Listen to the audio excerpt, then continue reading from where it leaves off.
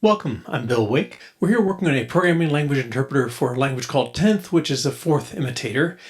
And we've done a lot of the work to get the interpreter going for both what we call primaries or assembly language routines and secondaries, which are built out of those and other secondaries.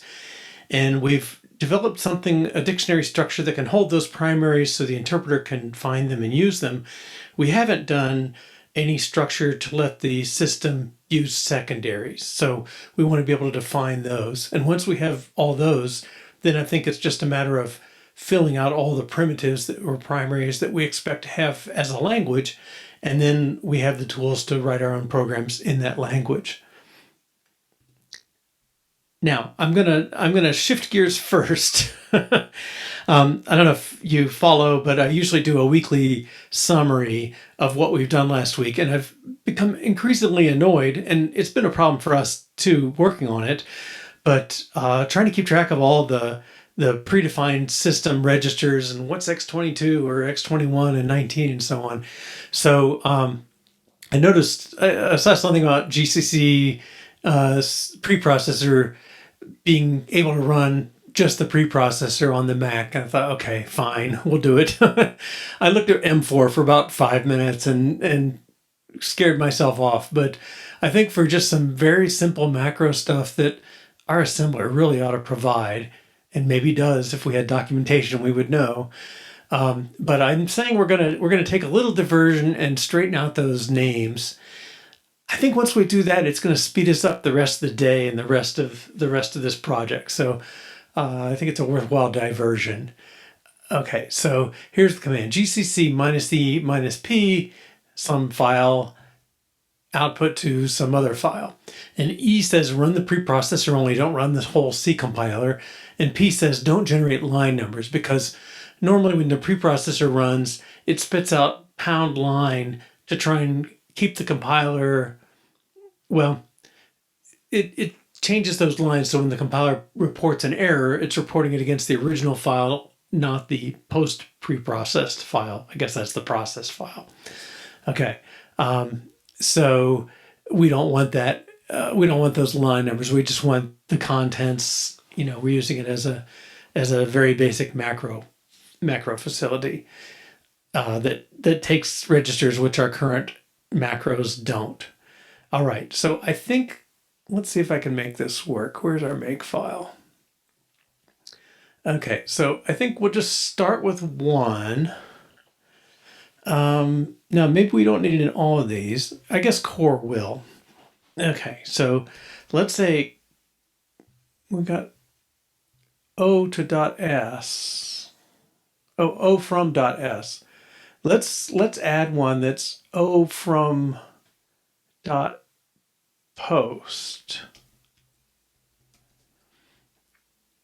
And I'm saying pre-process, post-process. So let's just do post.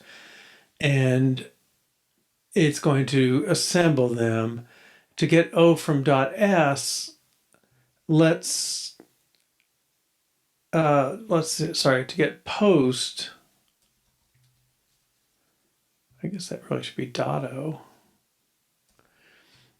A post from an assembler file, let's say,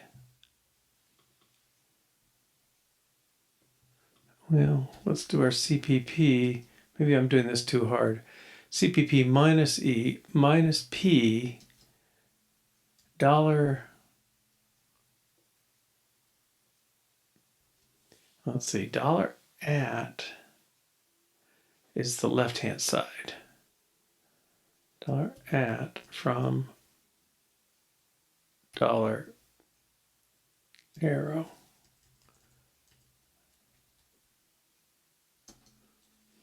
Okay.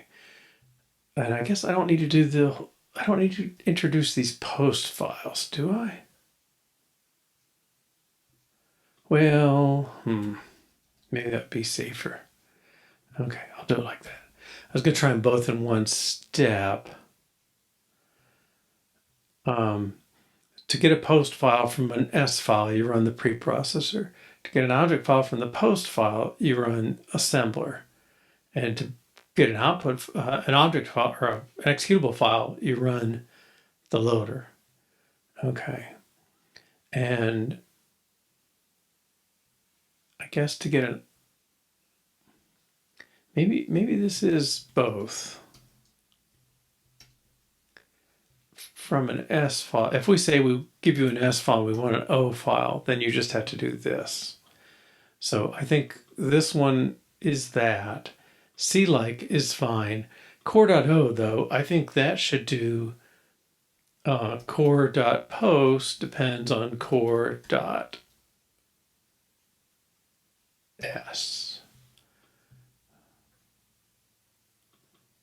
Let's do it like this. Well, something like this. All right, we don't need core.s in there twice. Core.o depends on core.post. Okay. Huh. I don't know. You hear me though, I assume. I don't usually listen to it because if I do, I forget to turn it off, and then when we start, you get the double echo going. But all right, I'll look into that. Okay, so the post file is going to depend on the S file and the macros file, and the O file is going to depend on the post, and then the core file depends on core.o, and then down here we still depend on core tests, and REPL depends on core.o. Okay, so I think that should run it and not do anything. I mean, the preprocessor will spit out what we had already. Okay, what do I know? Cannot specify minus O. What? AS minus O, C-like tests.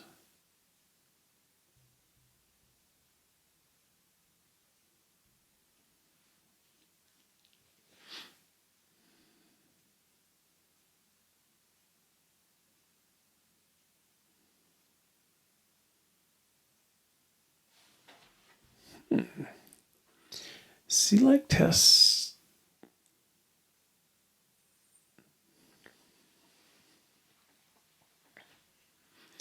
Okay, Unix assembler macros, dictionary macros, REPL, AS unit, and core tests. Oh, did I have it twice? No. C-like.o. Well, I don't think anything should change with C-like. Core.post, core.s.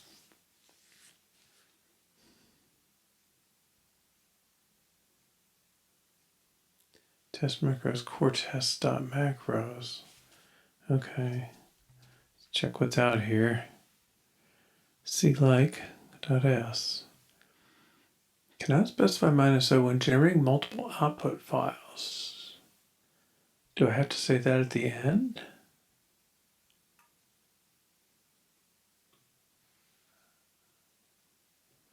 Seems like we would have run into this already if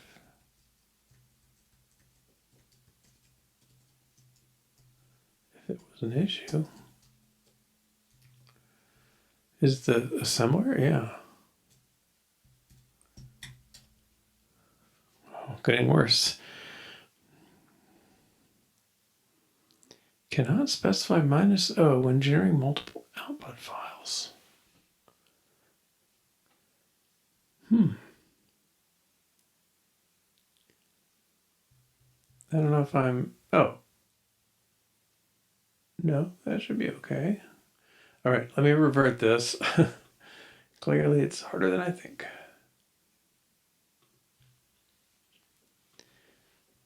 Okay, start out, depends on O, load minus at, $@. Well, let's do man make.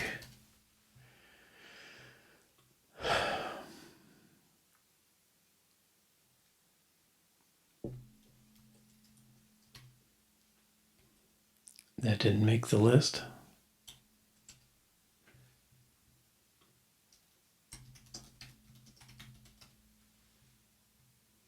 How to make a cheat sheet.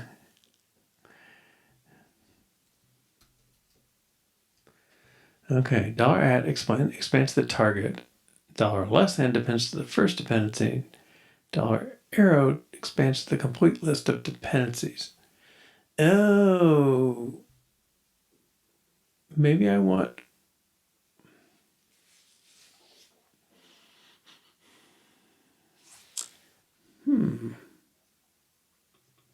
Well, that makes me feel like it. Well, let's make sure this runs before I start talking about it too much. Okay, make clean.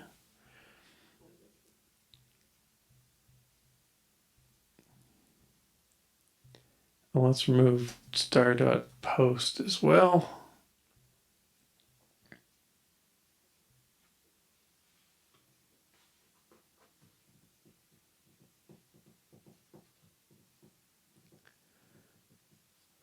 So this to me should be okay with this.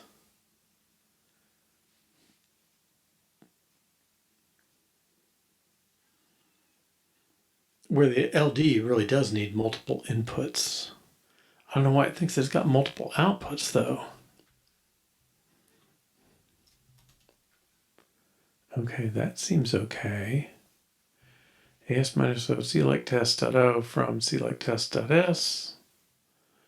Okay. Now,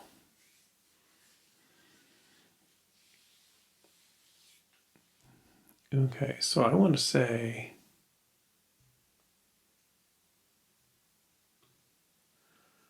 well, I will say produce an output file from an assembler file.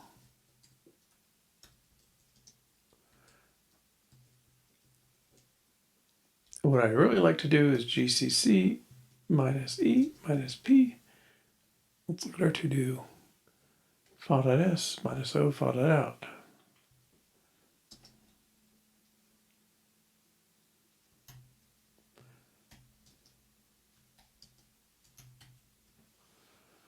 Okay, and then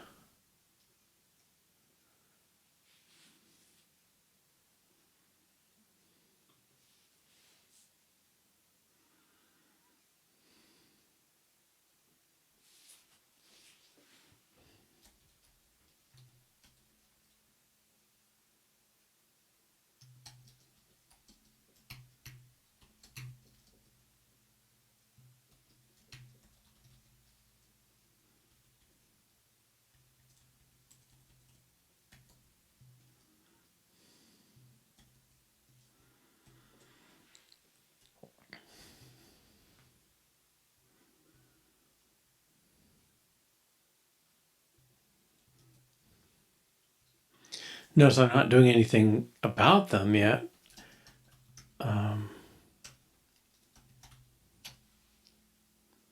Okay, that's more promising.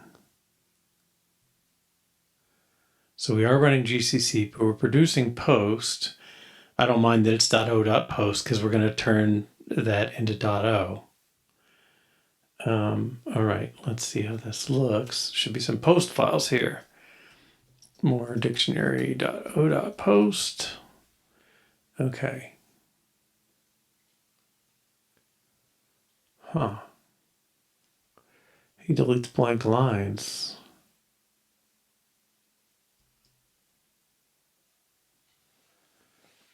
Well, that's kind of annoying.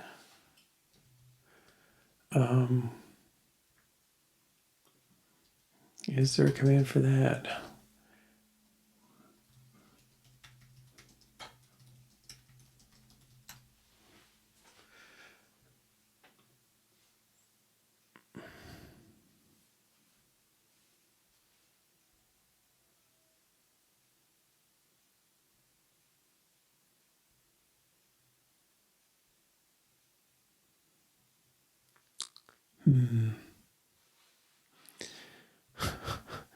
Yeah, good advice, but okay.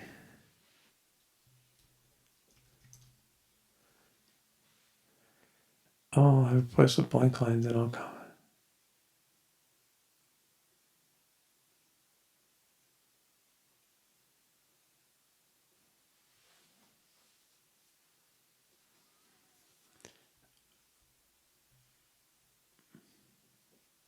Okay, that's what we did. Minus P, and inhibit line numbers.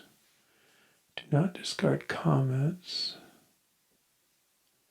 Oh, that seems like a good thing.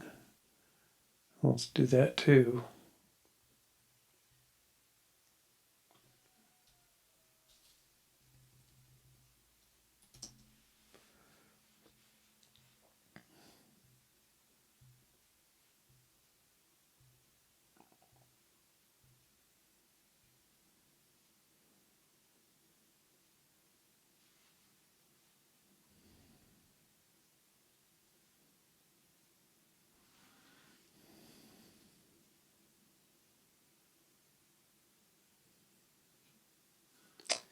Yeah, some weird stuff. Okay, pedantic.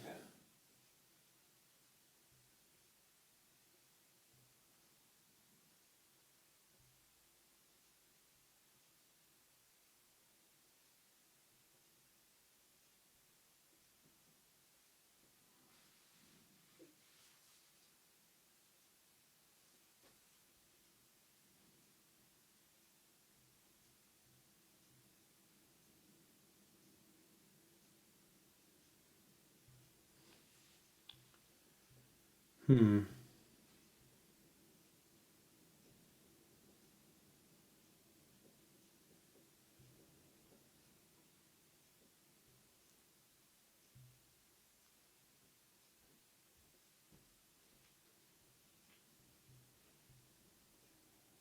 Well, I don't see anything that sounds like it'll do that. Okay, so this means our debugging will get slightly worse. That's why I'm, yeah, so, yeah, that's basically what's true. So we're going to take an S file or assembly file, run it through the preprocessor, get a post file, and then take the post file and run it through the assembler. So we'll get from a source file to an assembler object file, but we'll have the GCC step in the middle. And the post and the S, well, they look, this is the post. So I'm very sure we have blank lines, but we'll try this again because we did change the flags. It said keep comments, so at least we'll have our comments. We'll just do make. Okay, start post. Okay, more core.o.post. Okay. I don't think he kept them. I guess I can try here. Man, GCC. Right. Yeah, I had that the other day. I had to go online.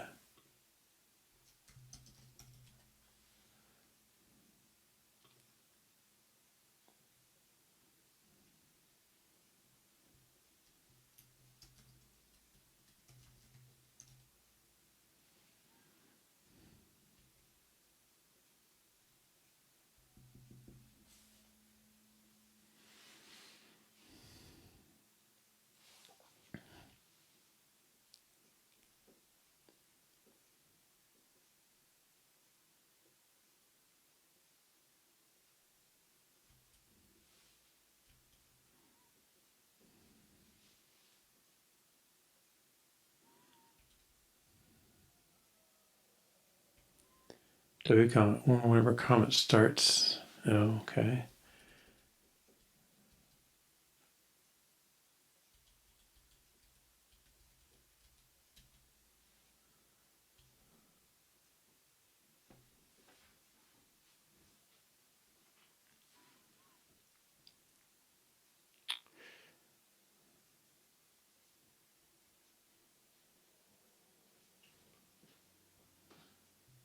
What's minus C?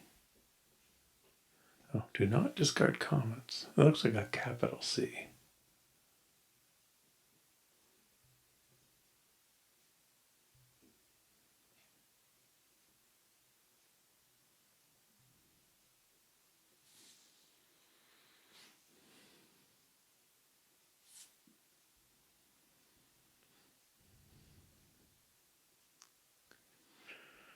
Okay, let's try capital C.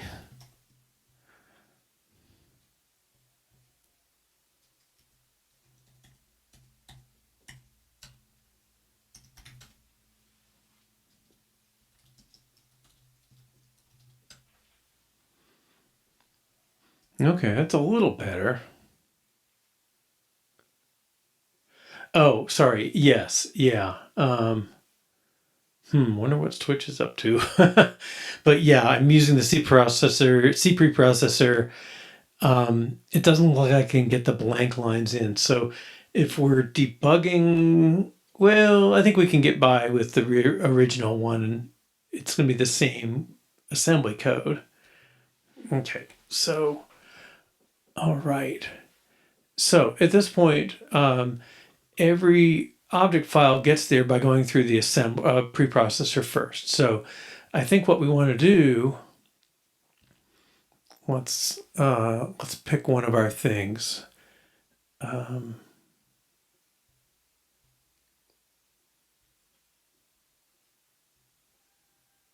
we go. So yeah, let's take X19. Well, actually X24 we just have been using lately. So let's take that one. So what I want to do is create a macro file that defines X24. Well, it defines virtual VSP, maybe, I don't know, something we can stand to work with. VSP, I think SPS stack pointer is a pretty darn standard abbreviation, just like PC for program counter. This, I might change it to sys dictionary and word pointer. Okay. Compiler routine. Secondary space, flags. Yeah, so let's define some sort of macro for X24. And I think that's going to be a new file. I'm going to put it in core because I think that's kind of the bottom layer for us. So let's make a new file. And we don't really have core.macros yet.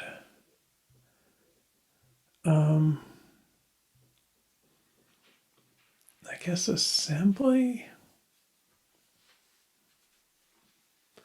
Maybe it's like core.defines. Okay. And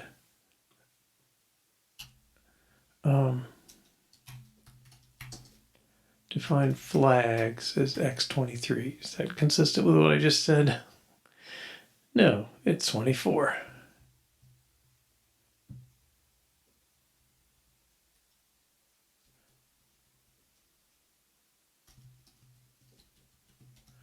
I'm going to leave these uppercase X24. Okay. Yeah, that's the whole point is I want to do that. And I think even if all I have is these special registers, I think it'll help our stuff. Now you've got undef too in the preprocessor. So you could use this around a temporary register too. Put it around a routine so we can just use a register with some sort of name inside. Might be worth it.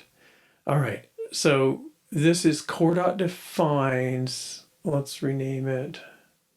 Let's delete it because I put it in the wrong place as usual.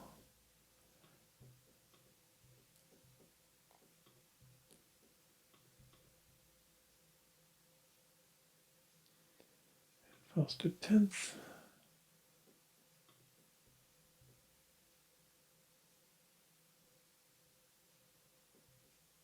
Wait. New file.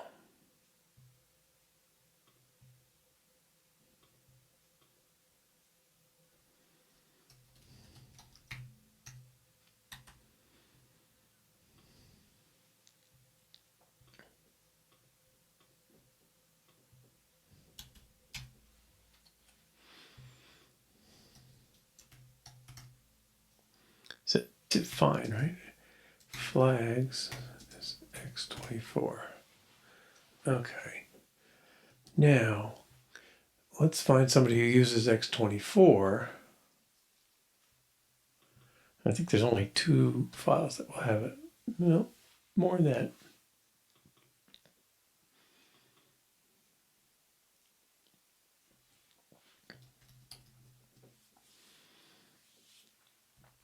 And then he needs to pound include core.defines.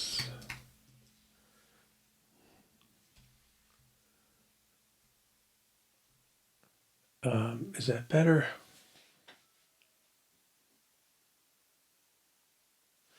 I guess he could just do a normal include. Core.defines. And that's probably lower down here. Maybe after REPL. Okay, so now this one, we got it in twice. Flags. Okay, now everybody else should be fine. And this should make and run fine. Yeah.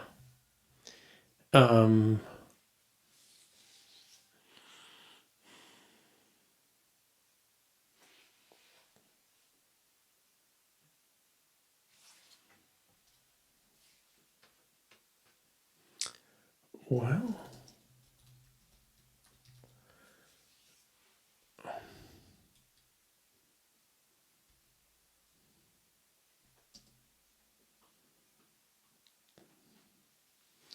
he did not transform it. Am I doing that wrong?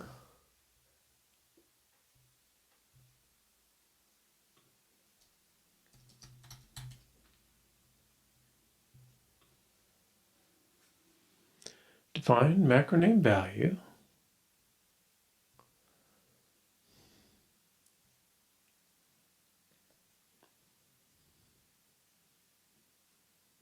Yeah, I don't think we have to do anything. Why are you not working? Let's go to the top. Include, wait a minute.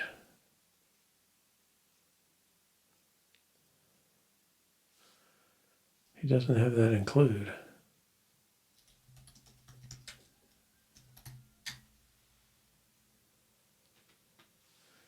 GCC core.s to core.o.post.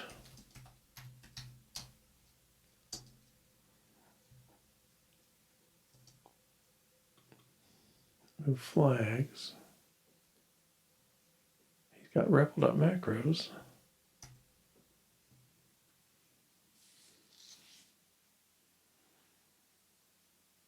I need the other include. Huh.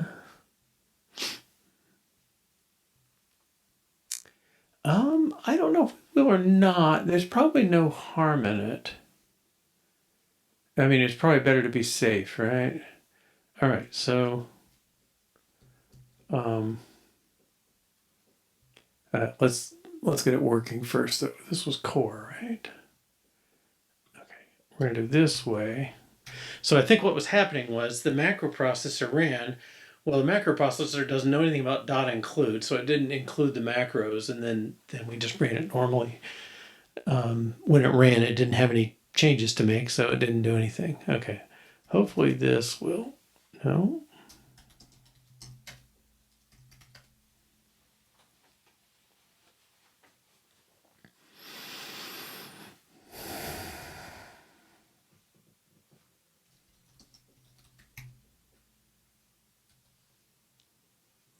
Pound include.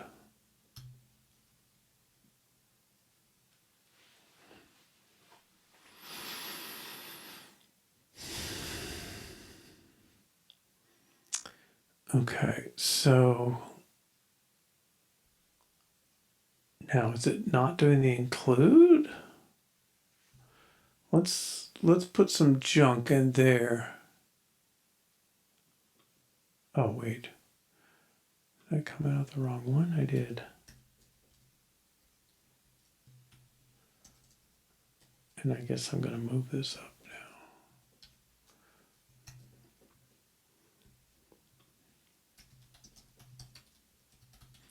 If it does, okay, yay. Except for one slight problem. Second colon ends. Oh, yeah, no, that's our test we left failing. Yeah, let's do that though. Core defines. So if not defined, core defines. Define core defines.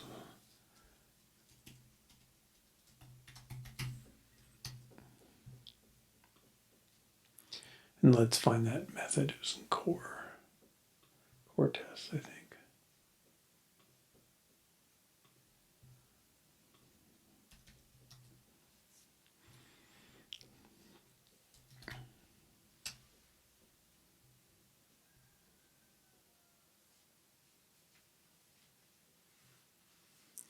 Okay. Yeah, I think we're cooking with gas now. All right, so let's commit. Oops. I'll do that on the command line.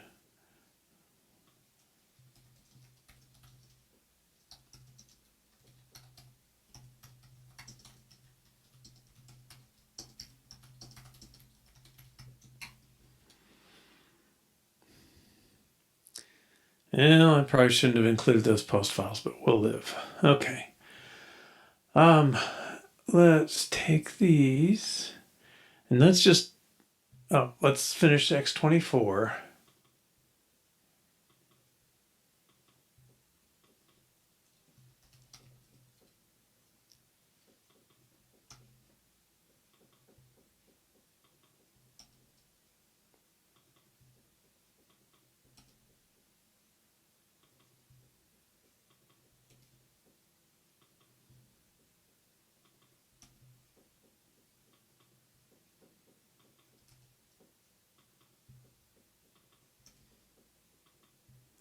Should have done this sooner, I think.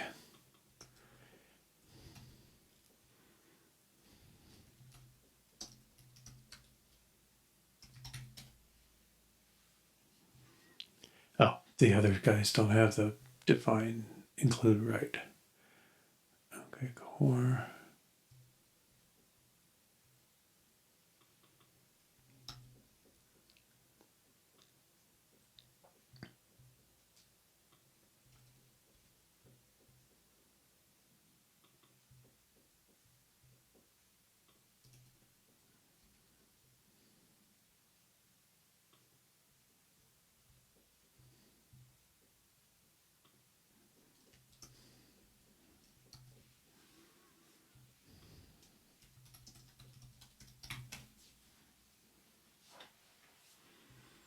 Good. Okay.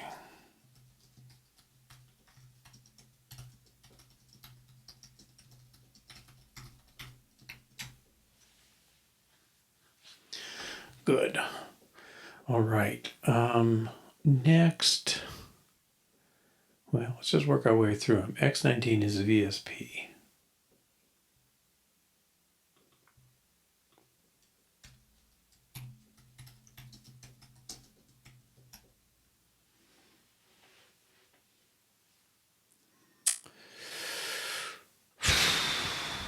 I don't know.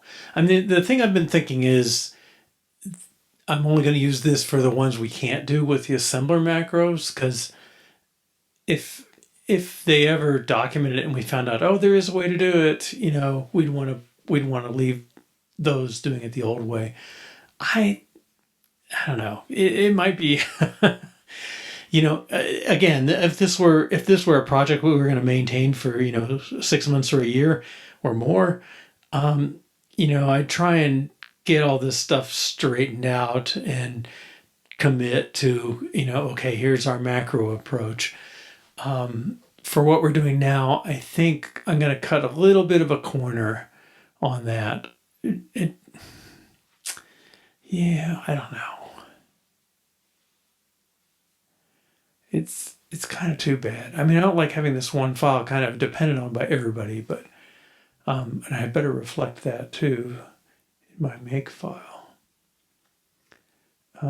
C like does not care. Core. Oh, let's put this first.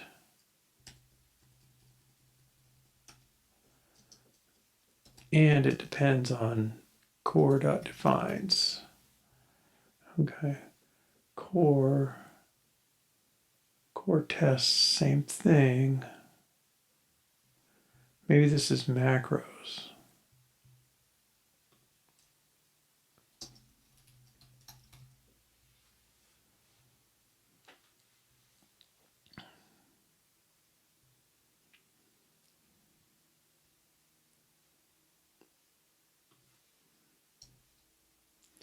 Dictionary, well,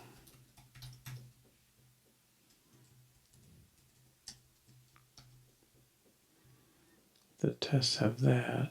Input, I don't think it does. Interpreter might. Main might. REPL probably does. REPL tests certainly do. That's macros. Okay.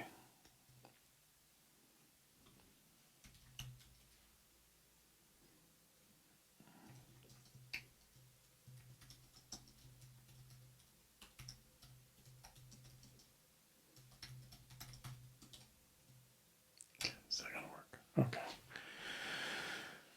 Okay. And then we said x19 virtual stack pointer.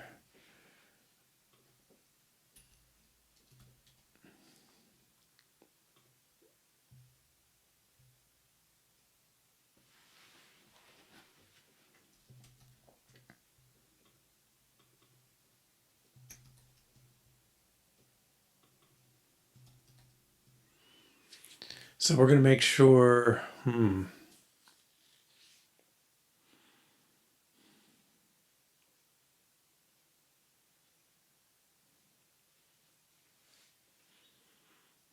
This isn't going to work, is it?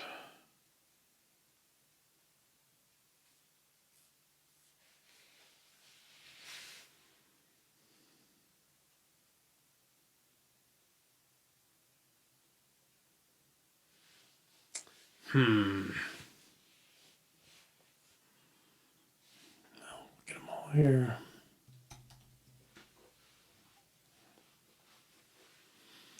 Now, maybe I could get by with it.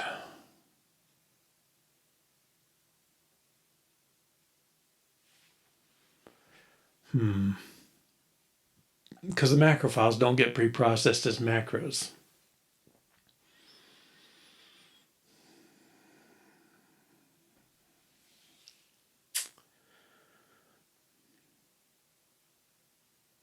Yeah, maybe we need to do that too. All right.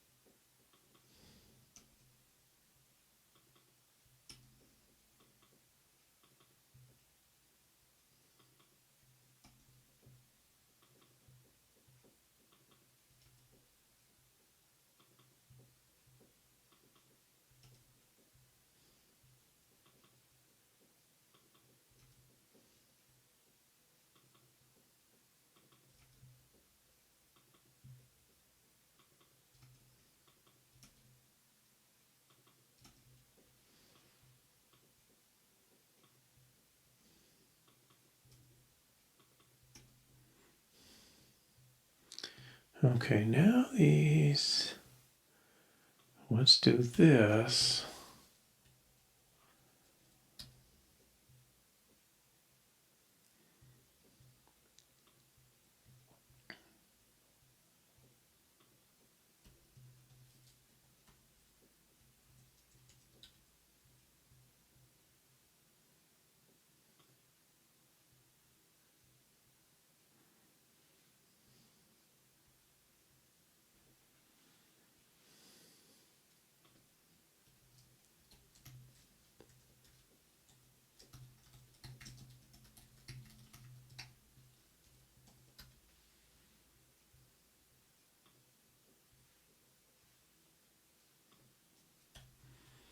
I'm doing it this way so the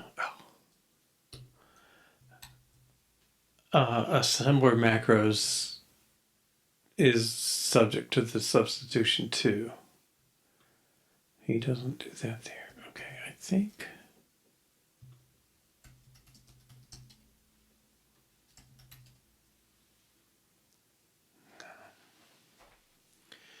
Interpreter tests.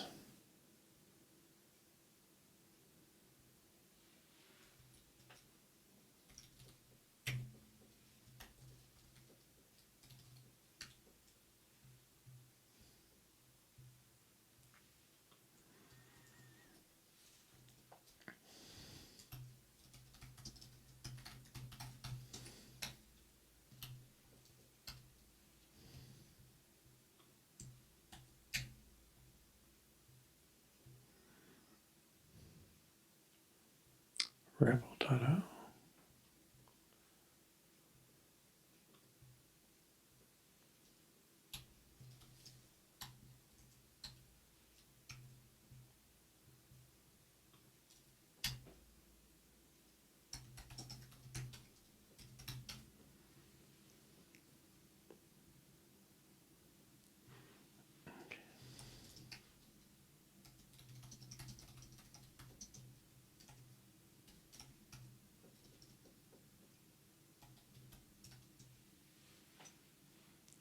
Oh, thank you.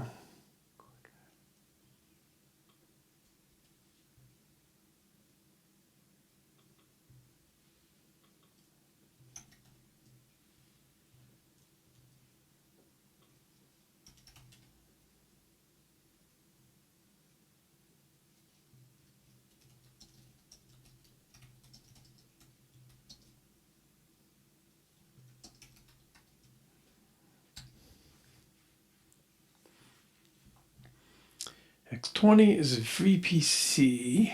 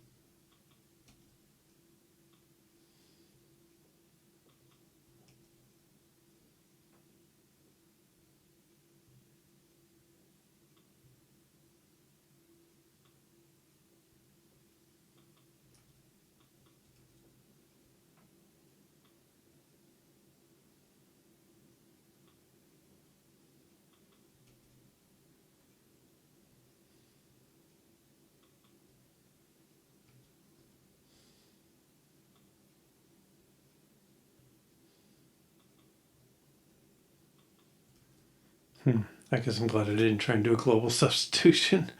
I would have definitely missed that.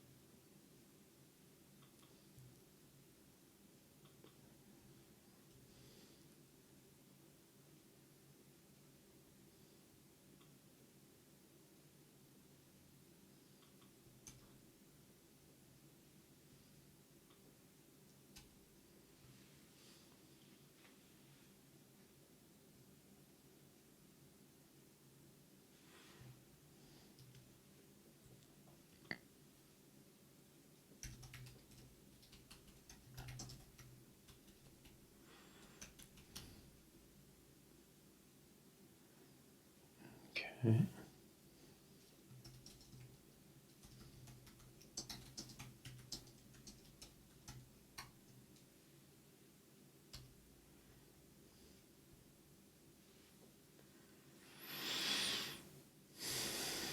Okay, X21 system dictionary.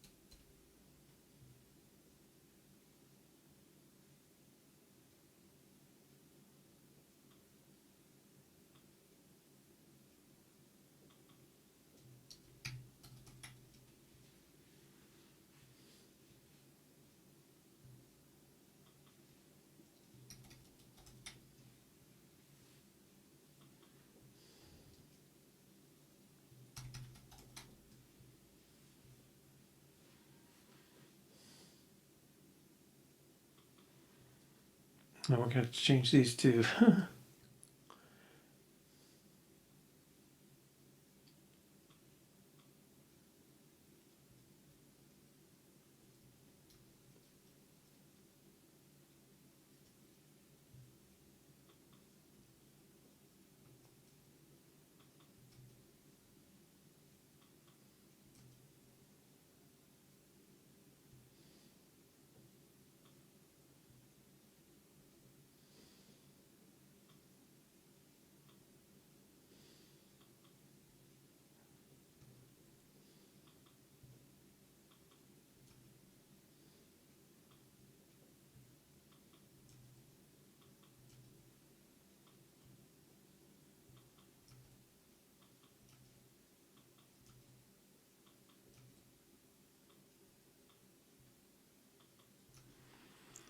and the dictionary macros.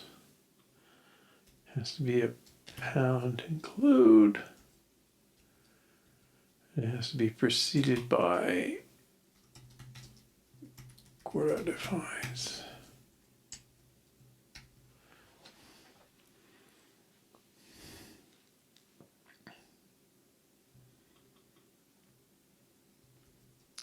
And some more macros too, right?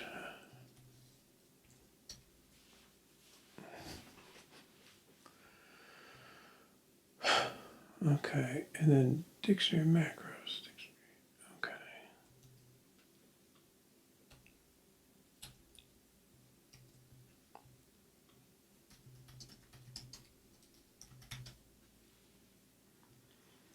Dictionary.o.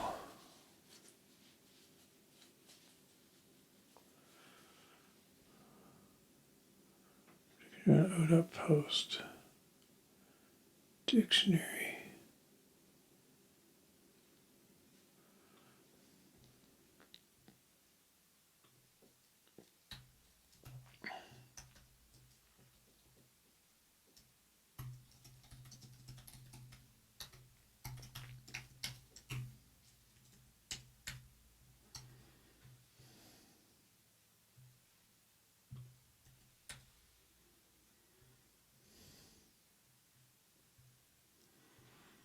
What are we in here?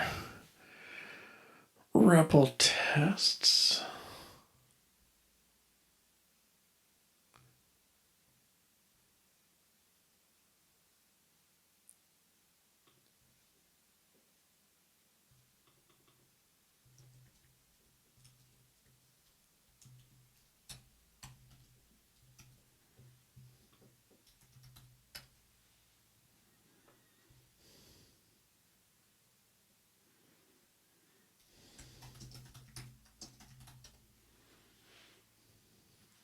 Okay.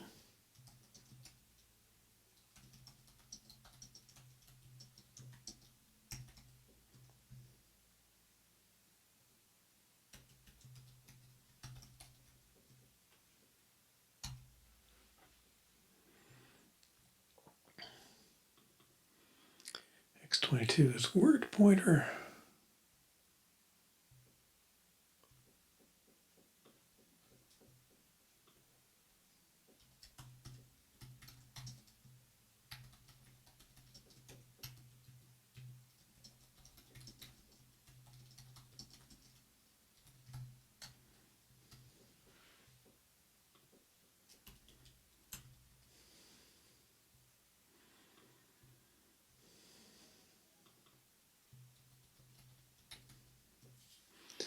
Oh, so he needs all these too. Oh. Include.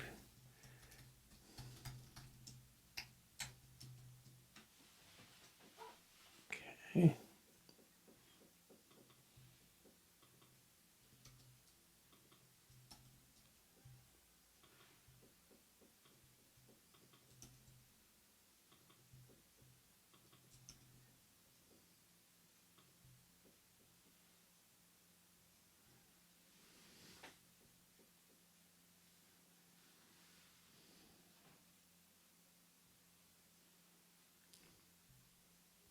Am I interpreting X22?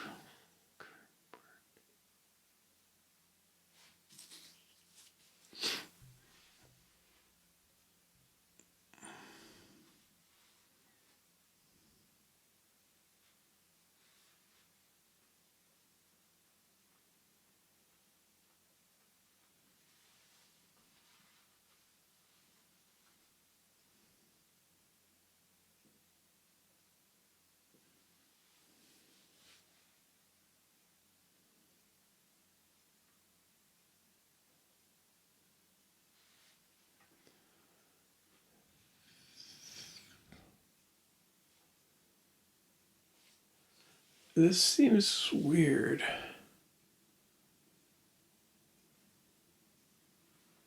I think it's just a temporary register.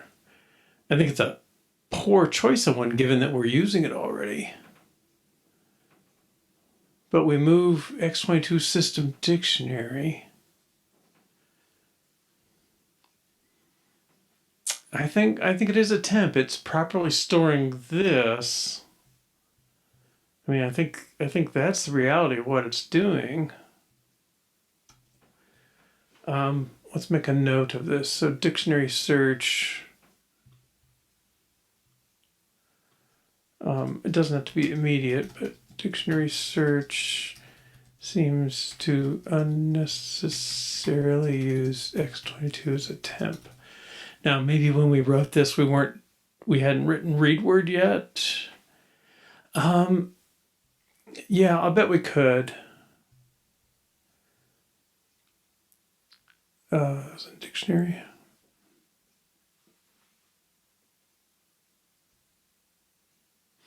Well, no. See, the thing is that it because you used X22, that's a callee save register. So when we call string EQ or and I don't know if there's any other BLs, but because we want to keep that X22 around, if we used X1 or X2 or something, it would get overwritten or could get overwritten by the calling standard. So it's semi-justified to keep this. I mean, you could get by without it, but I would rather use. I think we had X28, X29. We're using them somewhere else. That we explicitly don't have. We kind of took over the callee saved registers for our globals in effect. Now you could. I mean, you could use a lower number if you explicitly saved it before you called, something like that. But by doing this, we do reference that thing several times. So we'd have more complicated stuff to keep track of it. So I think it's okay. I think doing this is kind of Well, maybe that should just be still x22.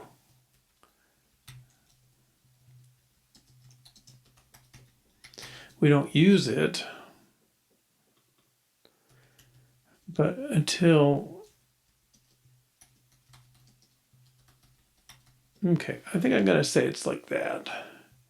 Now all these are in the same routine, right? Yeah. Okay.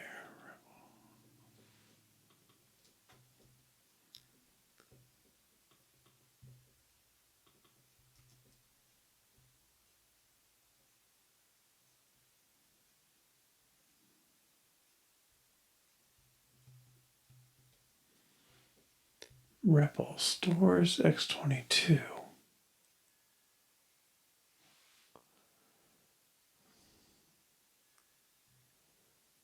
It seems odd.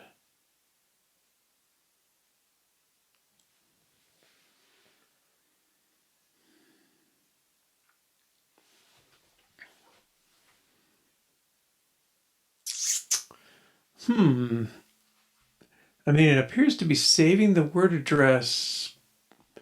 Oh, because it uses it. It calls things that use it. So whatever calls REPL from here on out, the REPL will use the word address, use word pointer. So okay, so this is making sure we don't overwrite a system thing. Yeah, I guess. And x22 really is x22 there. Oh no, this is not.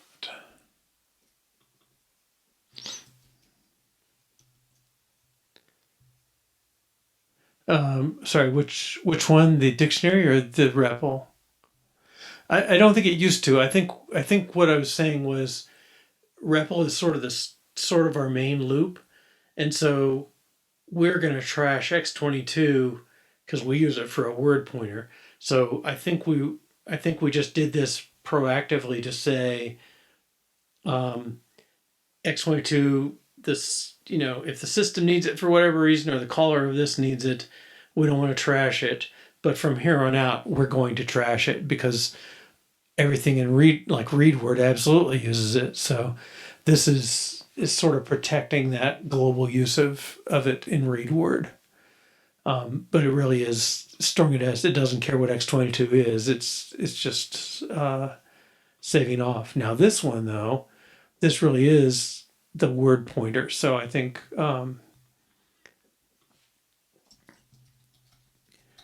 this one is legit. Okay, now this is kind of the same thing. Yeah, there may be more to be doing that, but once again, we're not. This is our main. So x22 is our caller, is whatever sets up main. It's unlikely to care, and but we are doing a return here, but we really don't because our REPL just keeps going. So it kind of doesn't matter, but it really is a reference to x22, not to word pointer.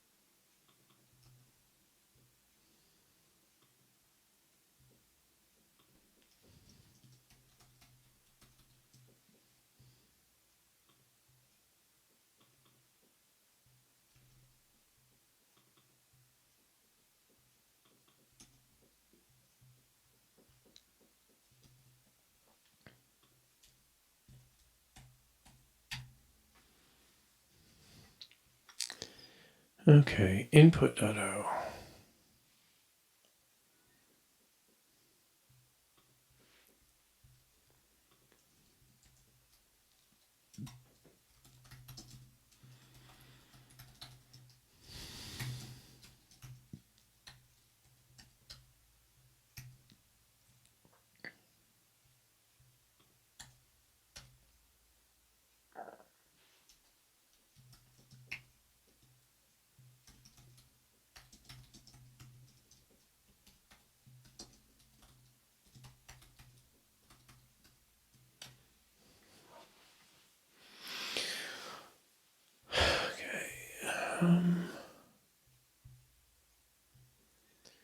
X23, not used very much.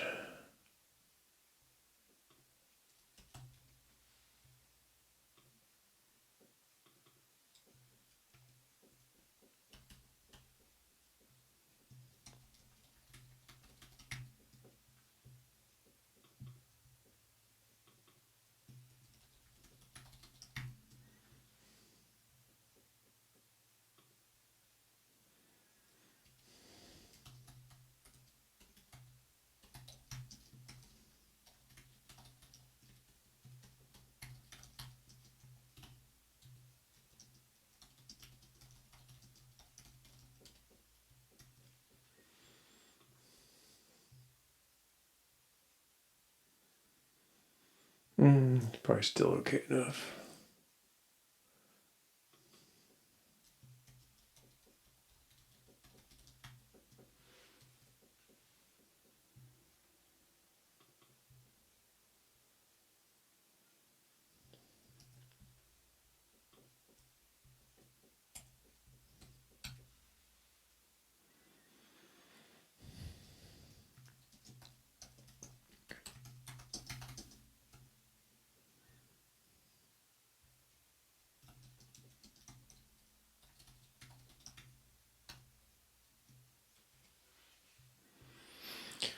We did flags. I don't think we've got any. I don't think we're using this yet. I think we just decided we would. Okay, yeah. So let's put in core data defines.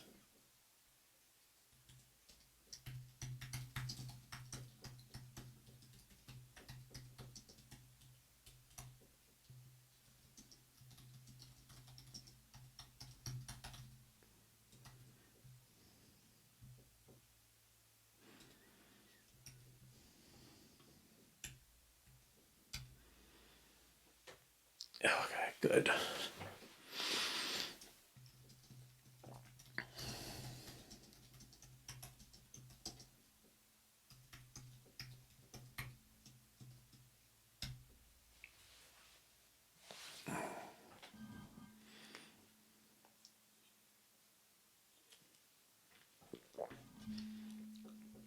All right.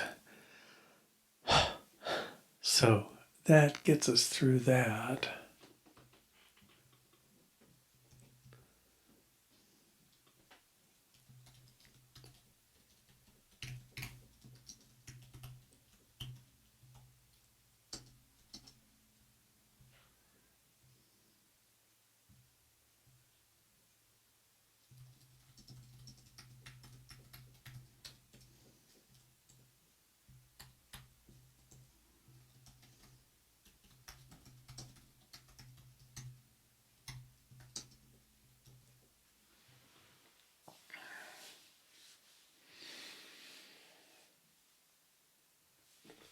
Okay.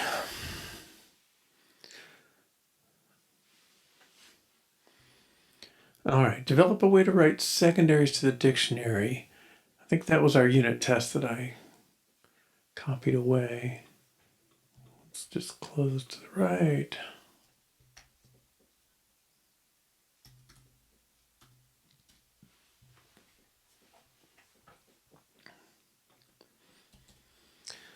Okay.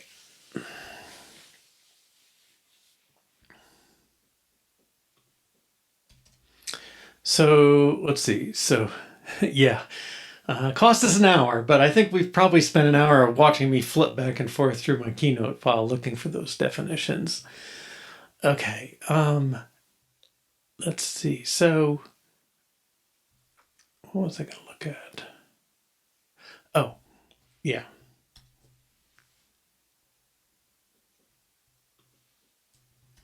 Our picture.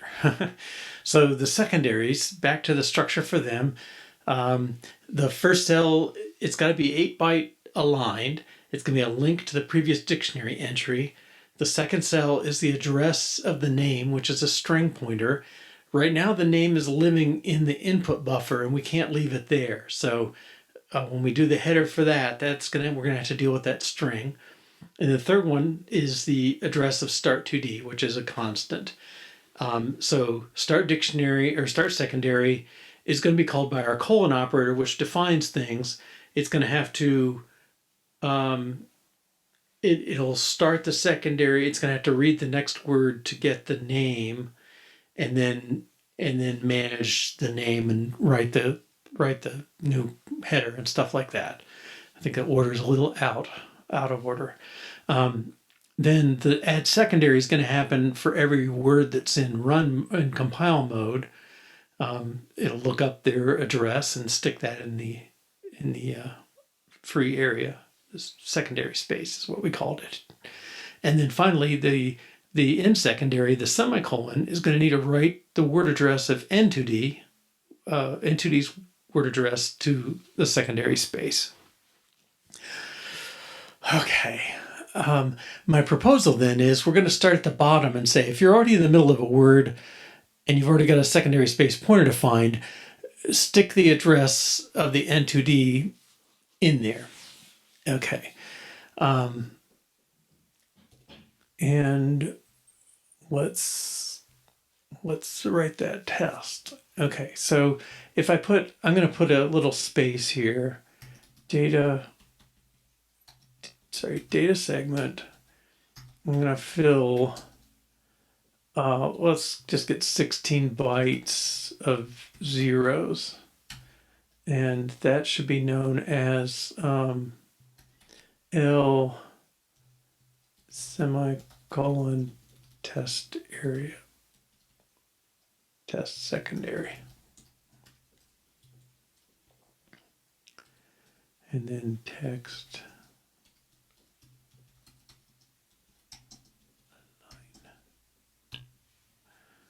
Okay.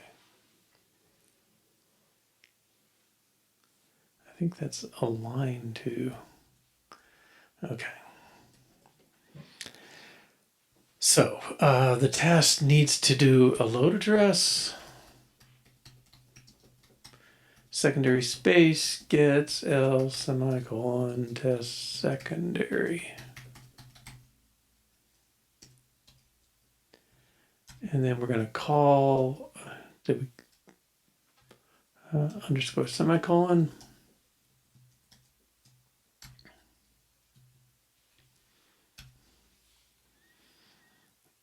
And okay, I guess we want to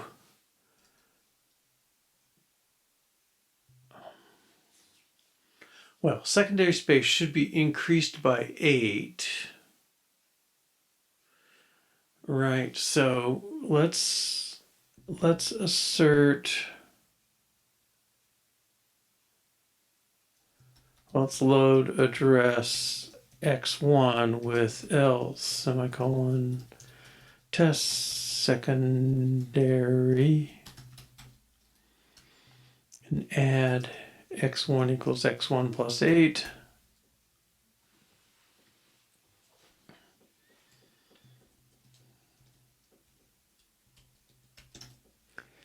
Okay, and we want to load, I guess we want to move x1 equals secondary space. So the resulting value of secondary space should be semicolon test area plus 8. Okay, that's one thing. Now if we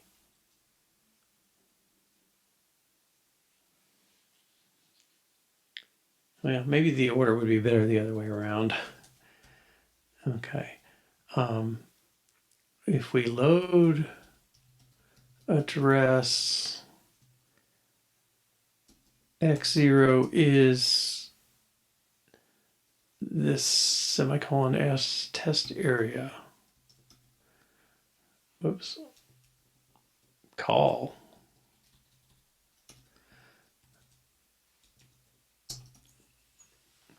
Okay, so I load that address.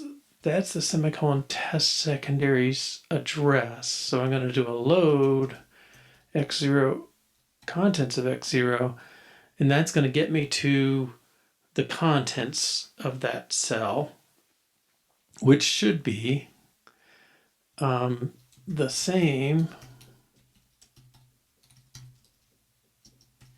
x1, and I forget how we call n2d, but might have an underscore. No.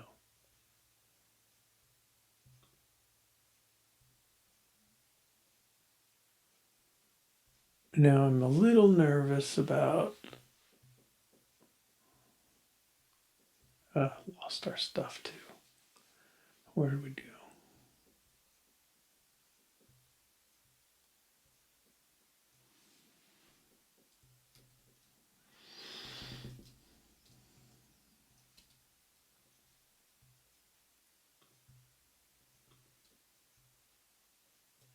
Okay, we're there.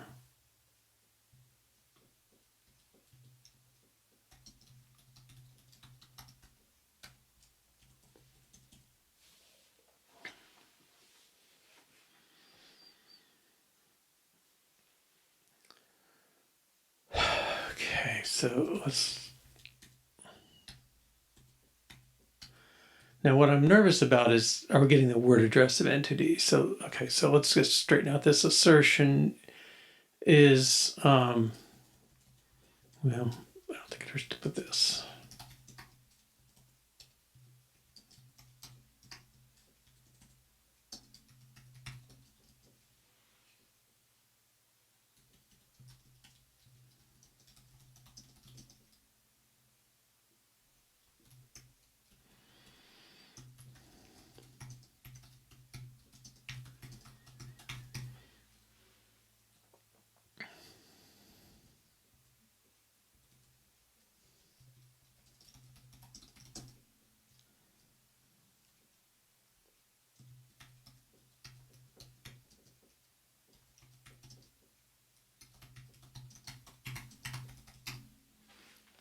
Okay, I think that's. All right, now let's find n2d. I think that's an interpreter.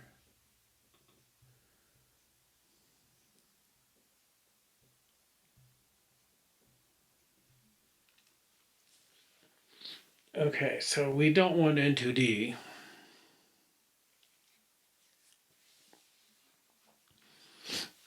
We need the word address of n2d, and I think right now we define that in main.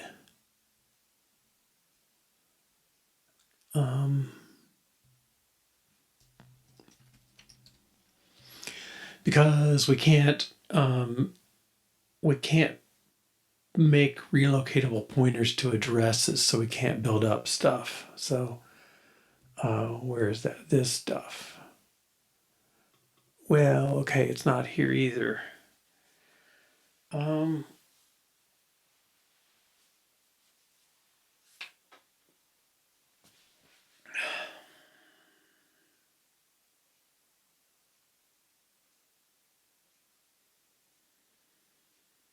Dictionary init.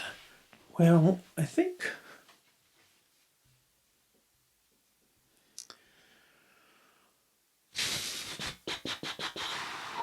Well, I don't know the best place to put things. Yeah,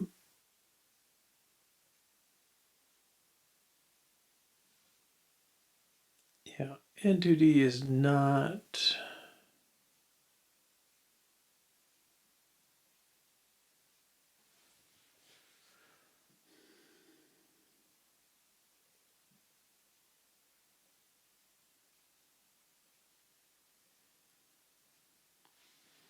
Well, can I load it another time?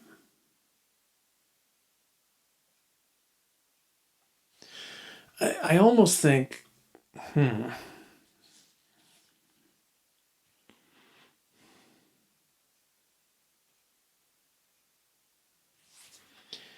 think it's a true statement that this should be true. Okay, because x0 points to the semicolon cell, which can, so we load that in 86. Now we have the contents of that, which is the word address of N2D. The word address should be pointing to N2D. And so I think this is saying, you got that double pointer thing going on. Should get you to the pointer to the pointer to the N2D, and then you dereference, you get N2D. That's going to fail. So whether that's good enough, I don't know exactly. All right, I think this test is already in there because it was failing. Yeah. Okay. It'll fail, but we have some problematic stuff to do too. Okay, I won't do make cleans after this. All right, where's my fail? Okay, segmentation fault. Yeah. Okay. And I think, well, because we don't write anything in there, so it's probably a 0 or garbage. So the first dereference is going to fail, or no, excuse me, the second one will fail. I don't know if it's worth. It's core tests, right? Yeah, let's run core tests.out. I'll just run and make sure it's failing on that second LDR. Yeah. Okay, so that's just wrong.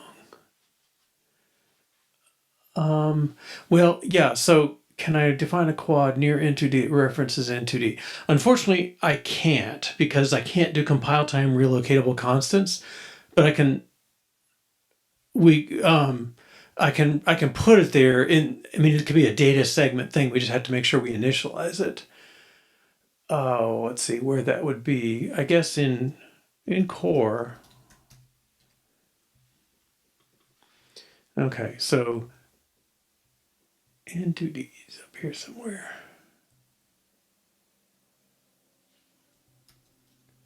Or is that an interpreter?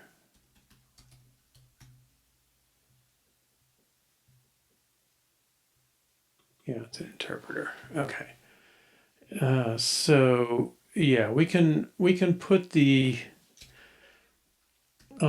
data into the word address is a quad 0, then text line 2.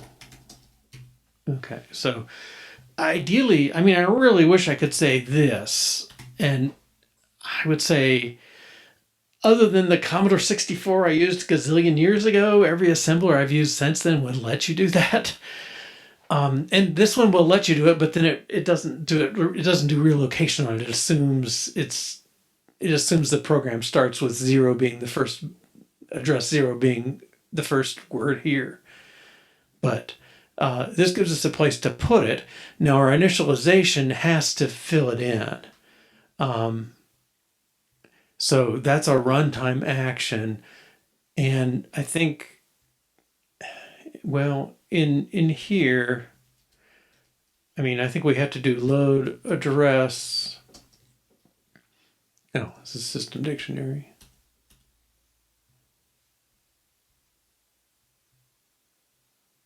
Yeah, data stack init.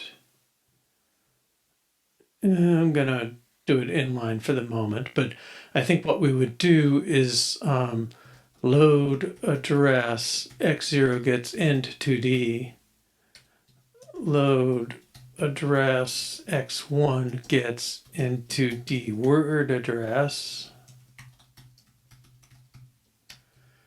and then we have to store x0 into x1. Okay. And this is set up into D's word address. And unfortunately, this is not, it's not really an initialization we do at test time. This is really a runtime loop thing. So our test is going to have to accommodate that. Core test. Okay. So part of its setup is going to be these three. Oh, it's so annoying. And I mean, I wouldn't be surprised, if they published the documentation of the current version of the assembler, and it said you could do some sort of relocation thing. I know the official ARM assembler, which is not what Apple uses, does let you name these things, put a little marker on them, and say they're relocatable addresses, and you can do that. But because it's not done, we have to do it at runtime. Okay, so now this is setting it up to do the real thing, which I think is probably okay.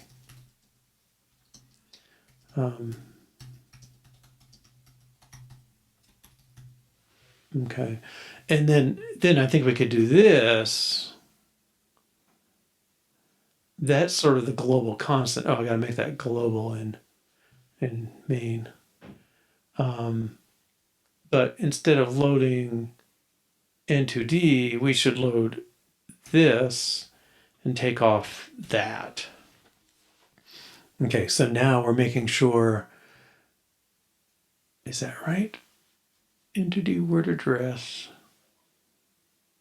Yeah, the contents of this should be the same as the word address of the thing.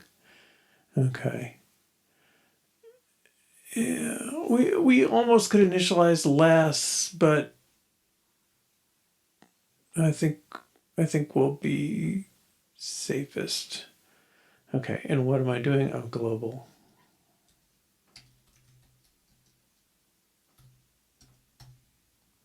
Oh, that's not here, though, is it?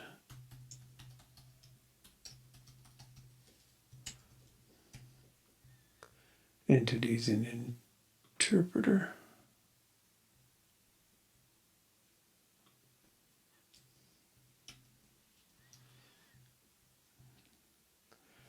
Let's check.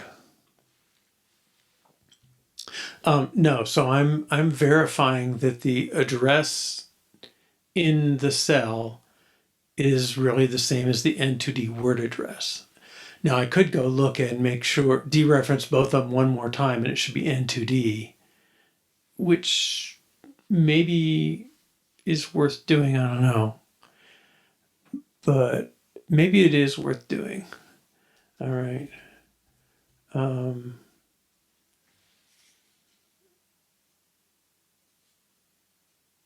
Yeah, maybe I should. Maybe that should be the check.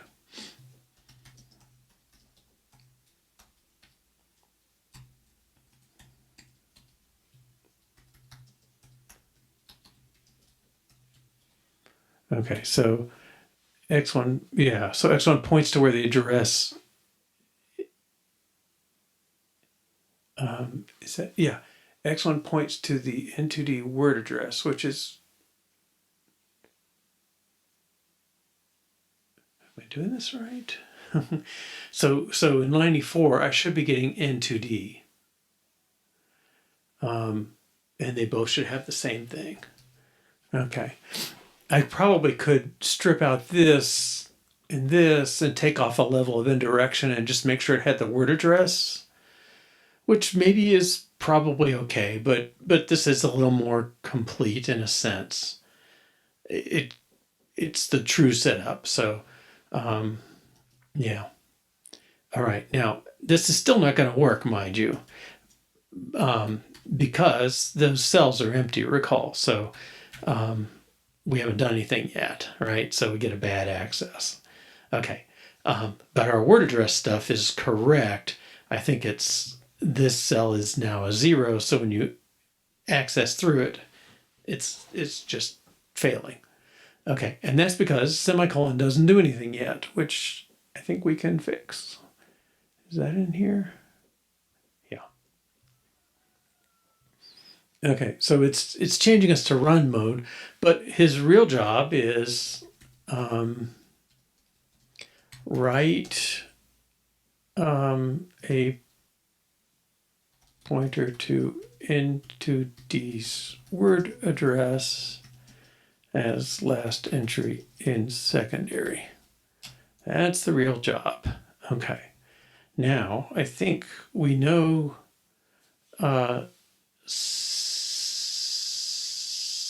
something. What number was it? X25? Well, no, I should be going to core defines, right? Get that habit.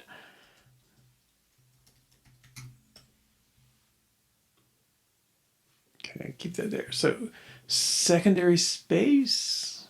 No.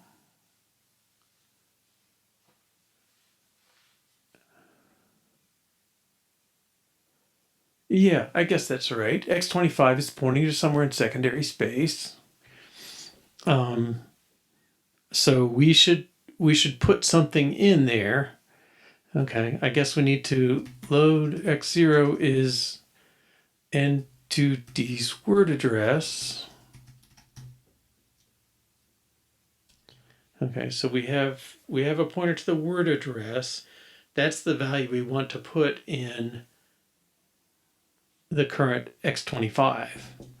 So store X0 into secondary space and then add 8.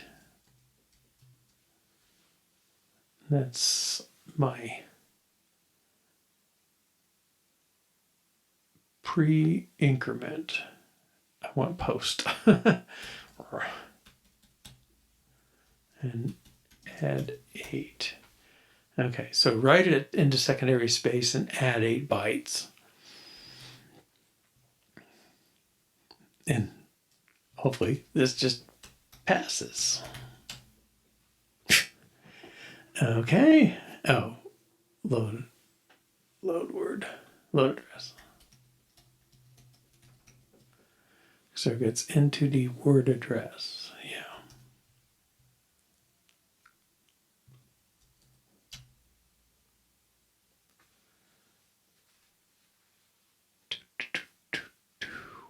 Wow.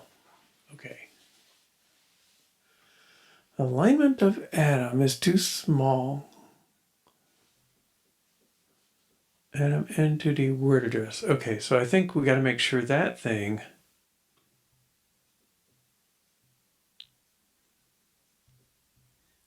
Okay, I think I need to do P2 align 3. So align it to a power of 8. Okay. Try that again. Oh, close, close, close. Well, not so close. New error. That's error 10. All right, well, let's take a break. We'll come back from our break and immediately know how to solve this problem. Okay, so 3 or 4 minutes and we'll come back and fix run mode and then figure out why this is not happy as well. All right, see you in a few. Welcome back. All right, well, let's run core test.out and see where that takes us.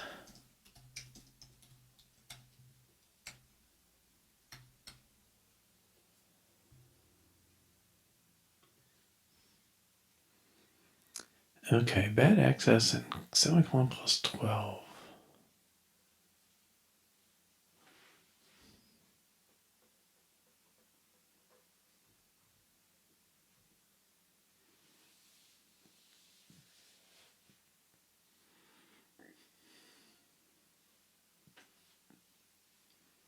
So what's 25?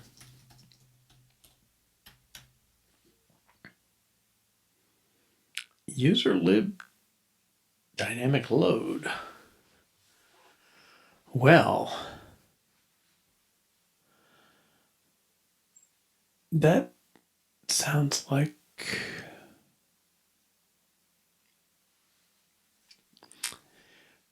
well, that sounds like we're not saving it. Like, why is that there?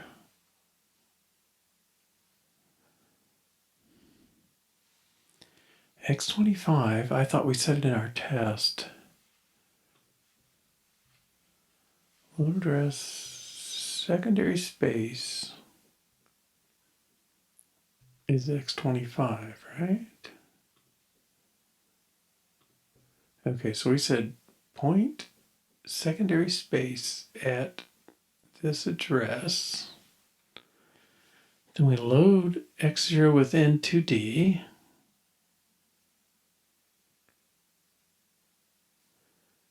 Load X1 with win2 word address.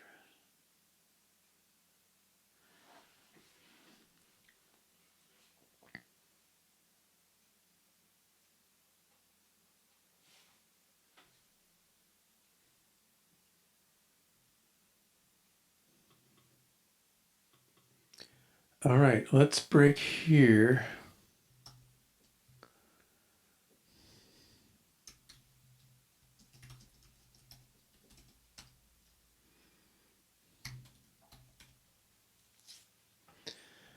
Okay, so we'll step, wait a minute. Store, move. Oh, we're dying before that.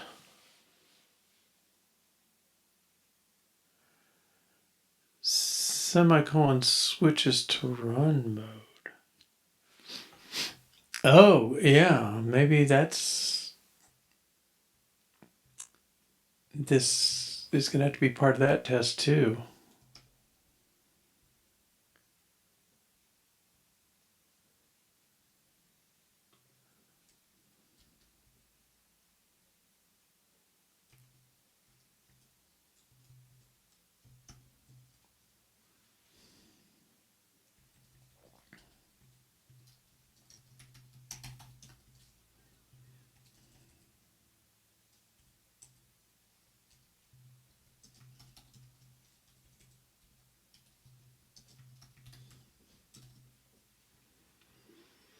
Okay, so I think we screwed up the environment on it because now that calling this routine touches X25.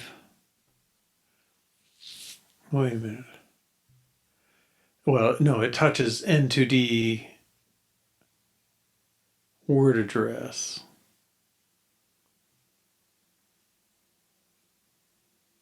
I think. And now I'm curious, the tests weren't. Oh, okay. We never ran our test. We blew up in here before we got there.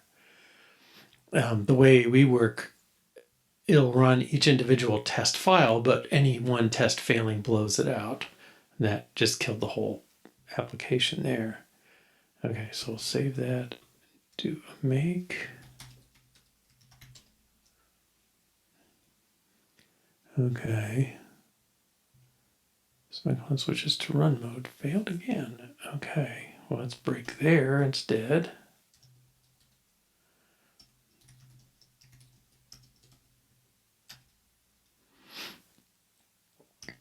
Well, the real place is semicolon. Okay. Run.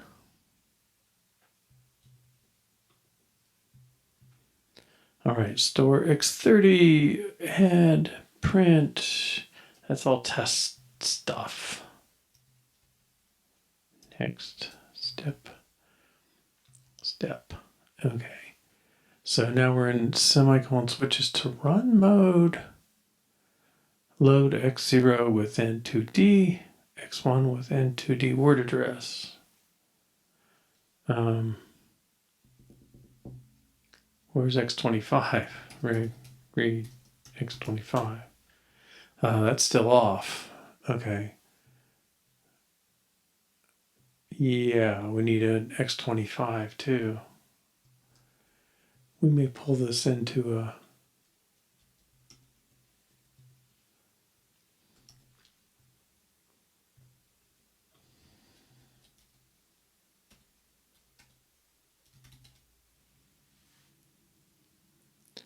Okay. Well, this is a little more promising. Semicolon switches to run mode is now okay. Our thing, one of our second assertion failed. Okay, so let's see what our second assertion is. X1 gets secondary space. Load address, well, wait a minute, that should be X0.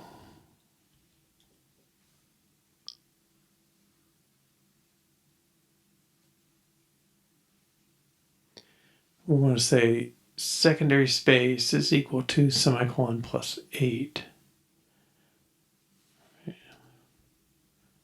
See how that does.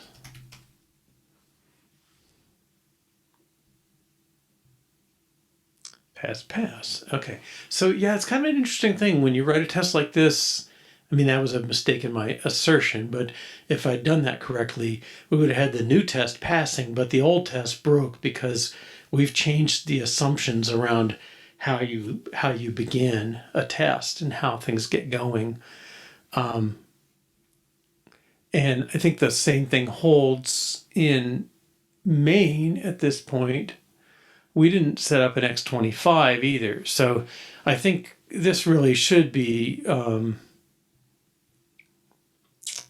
don't know, BL secondary space init. Okay, and let's do this stuff in there.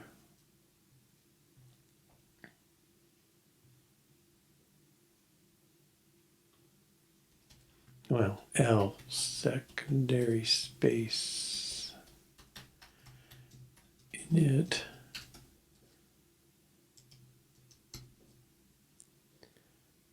Okay.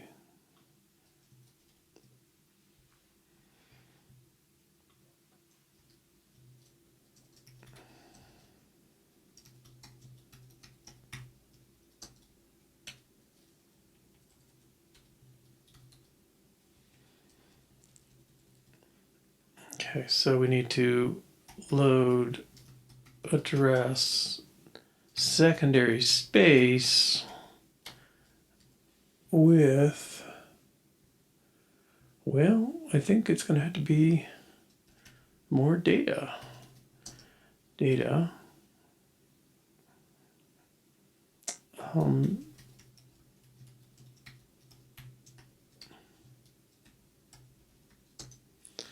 And I don't know, we want to be generous here, I think.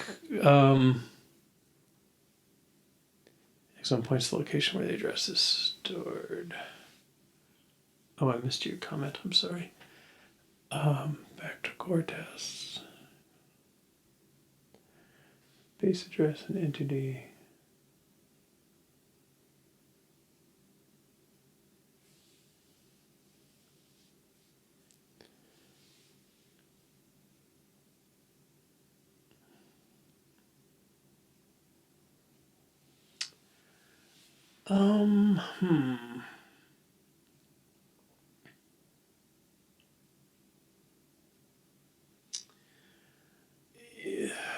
Yeah, you might be able to do something kind of on that line.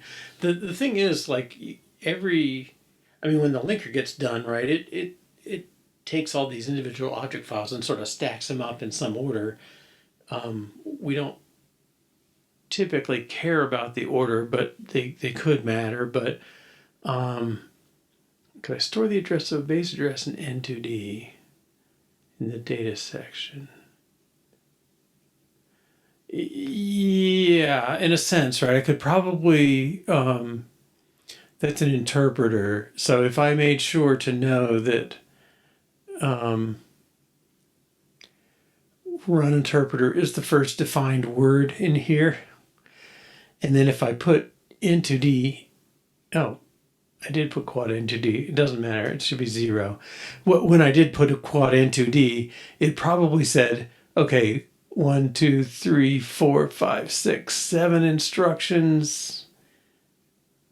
So 0 through 6, this is probably 7 times 8 is 56. Is probably what it put in there. Actually, I haven't built, so we could look at interpreter.o. Might be Interesting.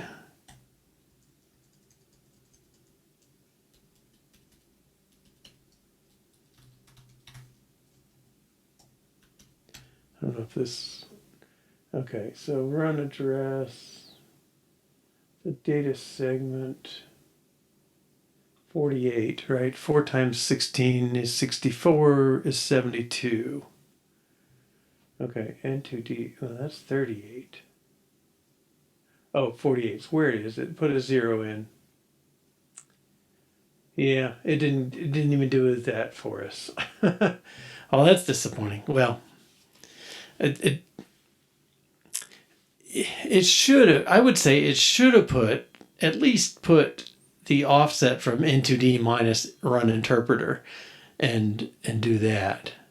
Yeah, I mean that's what I think should have been put there when we had this here. But it's not even doing that much for us. So this, yeah, I don't know. It's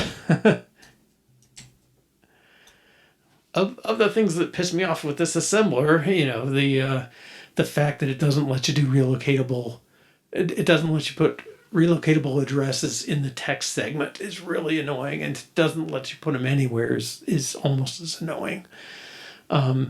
Yeah, so I mean, then I would probably have defined a start interpreter or interpreter file base or something, and then at runtime we could load that base. I don't know. I don't see why it should treat a local differently than a not local.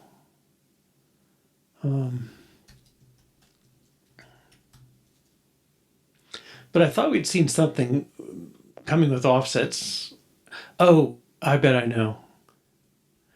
I'll bet you it's not in the object file, but it might be in the interpreter test file. Because like once you build it, like the linker doesn't really get involved yet. But once you create an actual executable, then it does. But I don't know. I mean, if it's really storing a 0 for that, maybe it has something in a segment. Sometimes, like there's a relocation segment or something in the assembly output, and in there it'll have those offsets, and almost like at this location zap in whatever you find this value to be and stuff like that. But let's try it this way. We want to find N2D. Okay, there's N2D. Is 3C58. Okay, and let's find the data segment. Interesting, it's not there right next to it. It put it somewhere else.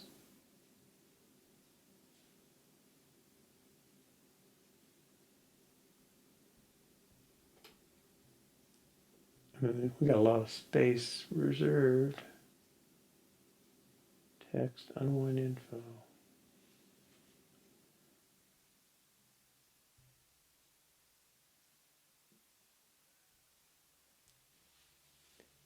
Yeah, I can't quite tell.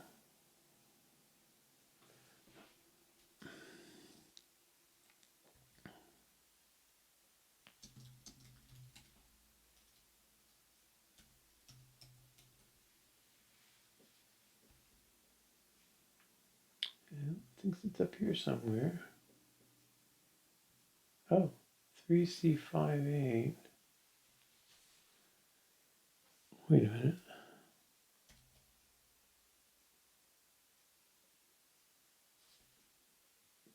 3C58.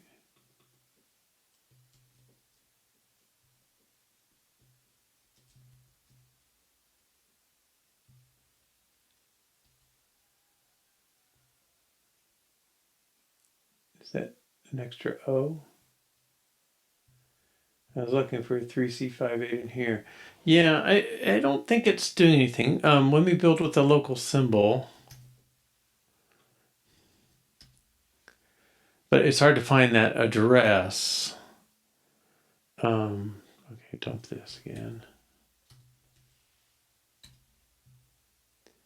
Okay, that's the text section. Okay, that's why that's 3C58. Okay. But the data section, okay. I don't see anything that looks like it's going to be 3C58 here.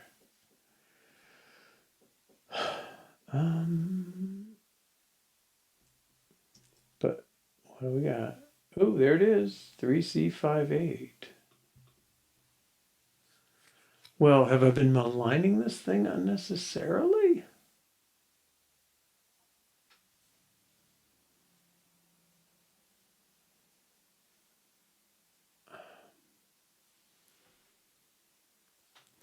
I mean, if it's that looks legit. Let's take this address. LDB in, what was this? Interpreter test.out.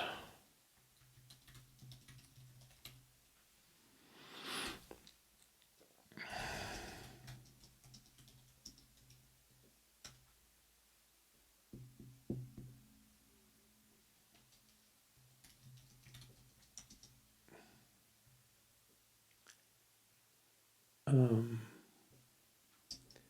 don't know what we have for interpreter tests.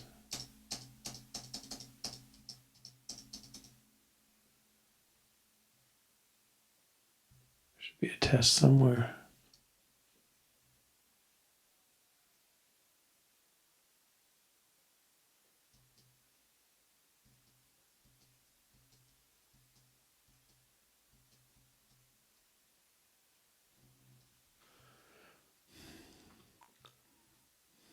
Let's find interpreter tests.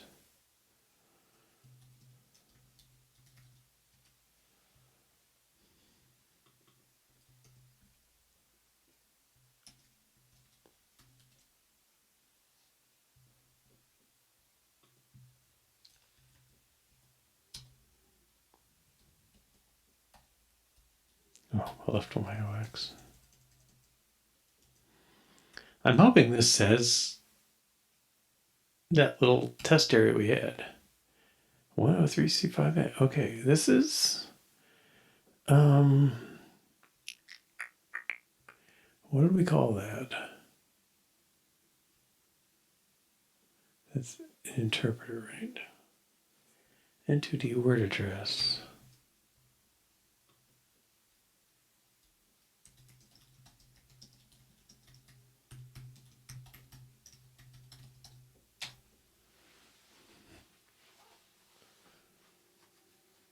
What?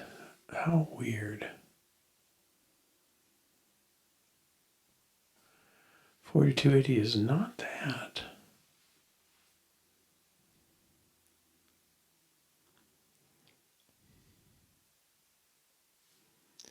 Three C58.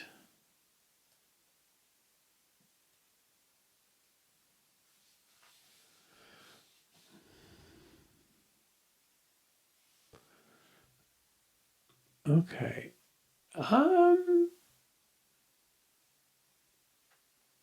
Puzzled. All right. Well, let's take this out. Right?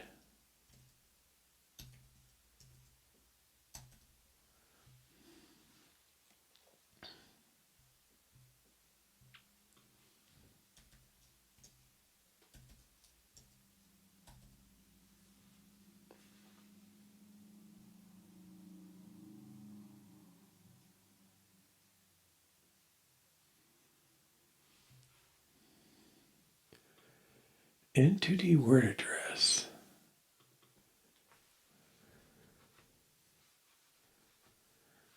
That seemed useful. Okay. So, all right, if I'm doing this correctly, we're pointing this to secondary space. That part's okay. Entity's word address should already contain N2D based on this. Now, Whether it works within 2D or not, I don't know. But I guess what I'm saying is that should pass the test if that's working. That last one we haven't fixed yet. But these are passing. Oh my, maybe I've been totally screwed up. I thought we had tried a whole bunch of variations. Now let's try taking this off.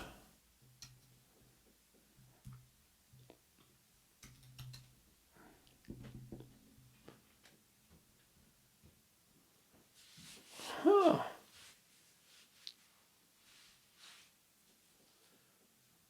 It's there, right? Core tests. Yeah. Wow.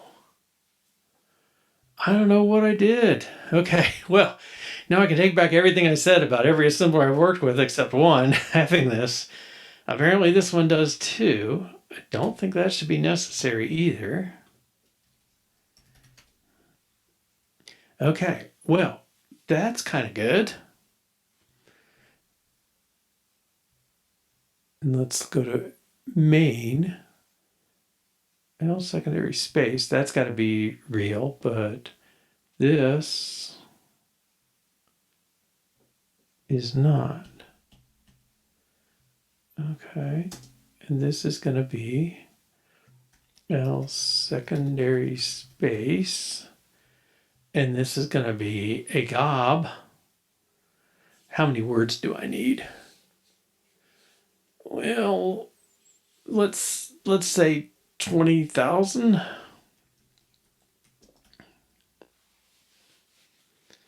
20,000 bytes is like 2,000 words. Let's do that.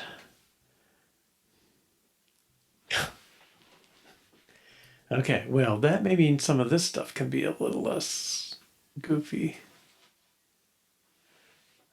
Well, okay.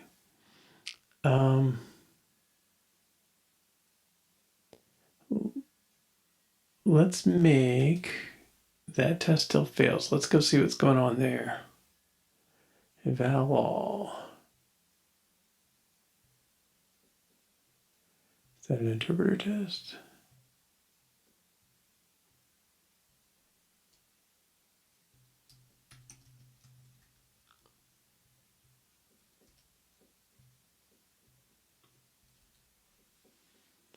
A REPL test. Calls meta even in compile mode.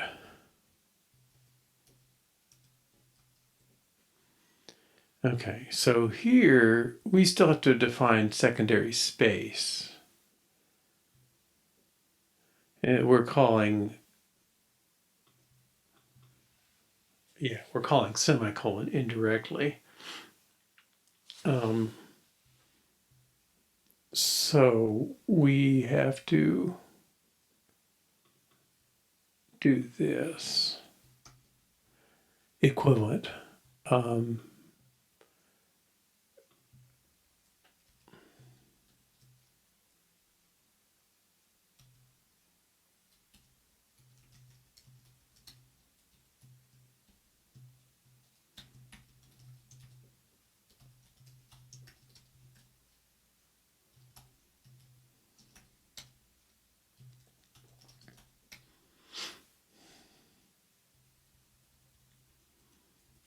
Well, this has to be data.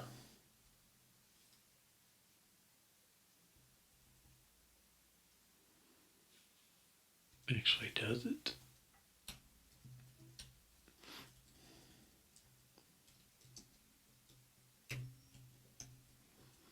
Load to secondary space gets L eval all test space.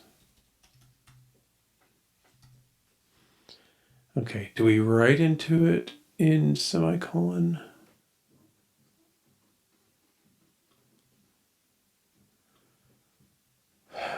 We do.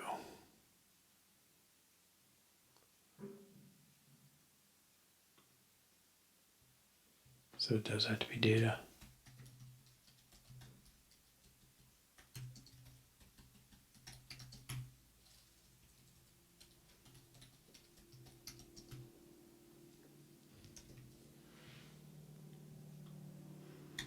see if we fix this.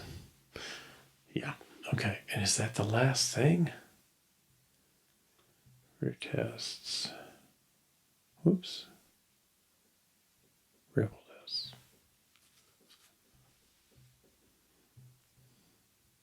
Calls met even in compile mode. Okay. 20,000.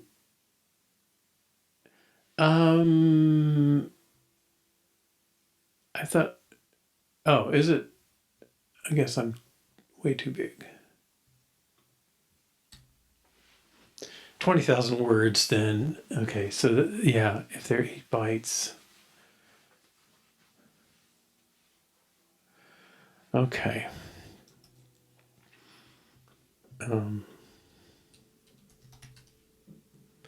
Right, everything green. Good. Okay. So we made a semicolon right into the address into secondary space.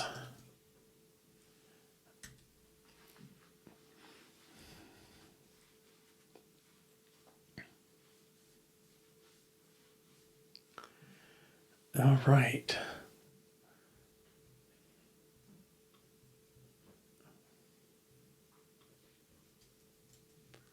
Not developing away. We're just going to write footer for secondaries in dictionary. No.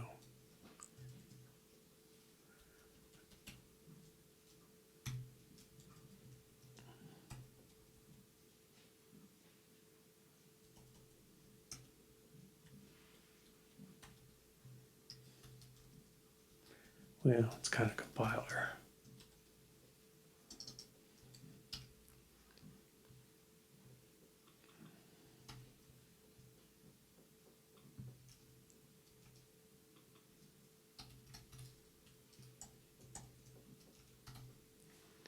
Okay.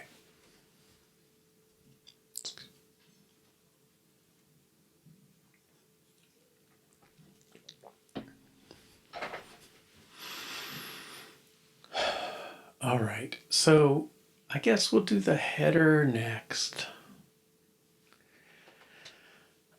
Okay, so interpreter, no core.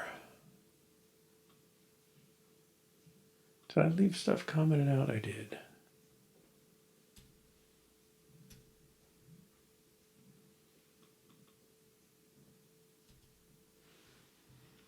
And I guess we'll put another thing in here to explore whether we can use relocatable addresses elsewhere.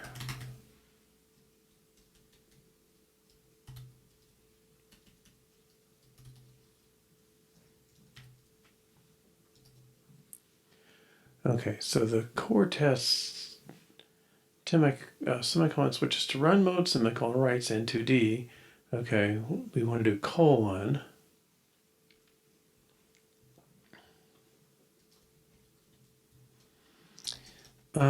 Colon, I guess it's writes header to secondary.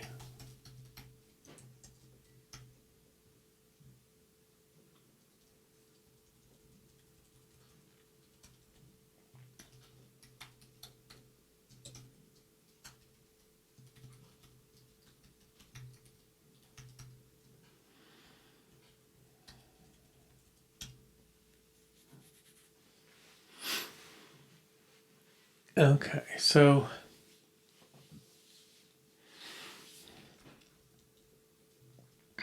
this is going to be a little trickier.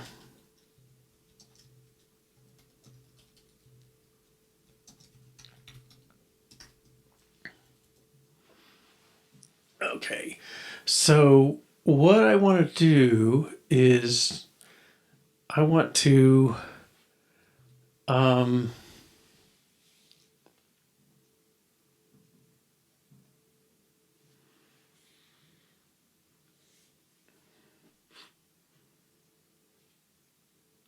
Yeah, we need to write the word string somewhere first. I think we can do it right here.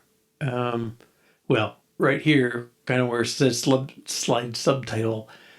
As long as we make sure everything's aligned, so these things are on 8-byte boundaries, we could put a string here and then point back to it if we keep track of where it is. Where are we getting that string though? We got to do that too. And colon really does. Gosh, I think it's going to have to call read word.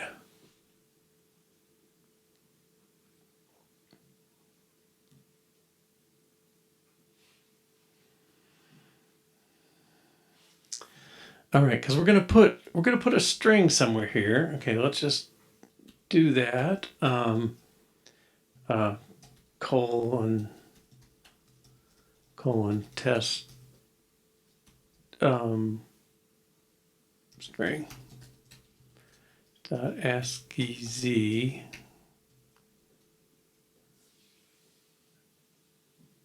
I don't think I need to. I think the only trickiness is making sure it aligns at the end, which I think I can just like shift right, shift left, and add one kind of thing. Or shift right, add one, shift left. Because we don't really care. I don't think I'm going to make anything. I don't think we'll have any words, system words that are that big, but I don't think we should care. I mean, we have words over 16 letters, 15 letters here, you know. All right, so let's just write the token X. Okay, except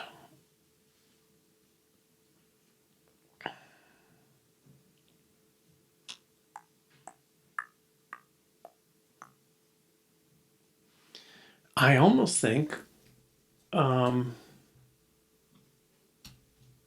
define X as nothing, semicolon, n2d. So an empty method X. Does read2d deal with that?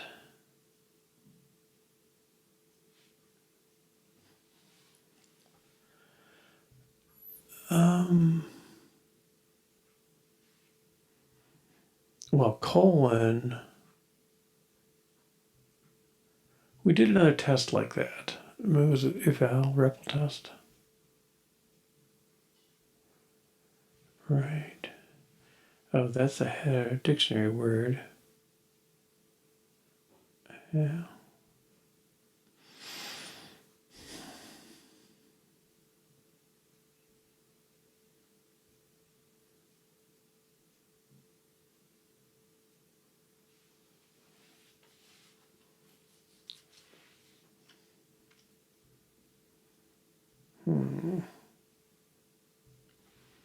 All right, I guess I gotta look at read word.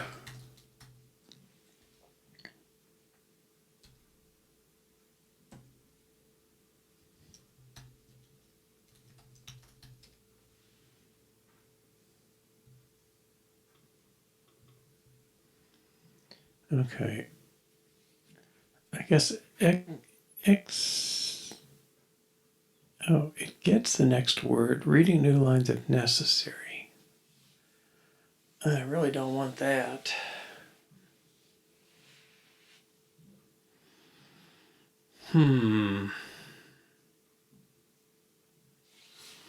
Because it's doing an actual print. Well, and then it calls the function, right? Where's that? X4. Well, X4 can be our function to read a line, and that puts it in X0, I guess. Oh, it puts it where you tell it to.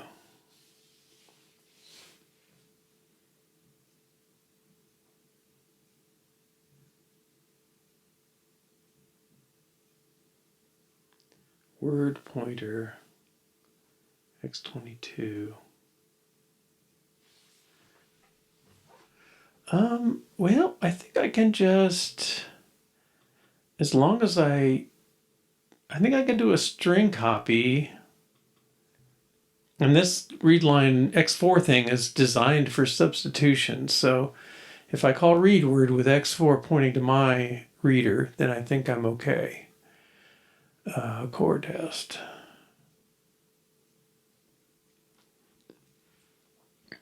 Let's put an extra 0 in there. Oh, str copy z we use. Okay. So I think we're going to have L read words. He's going to be a little helper method. And all he's going to do is he's given x0, x1, x2, and he's going to do a string copy z.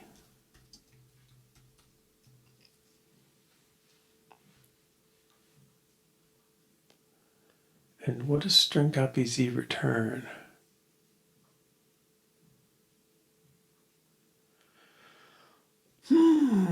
Okay, back here.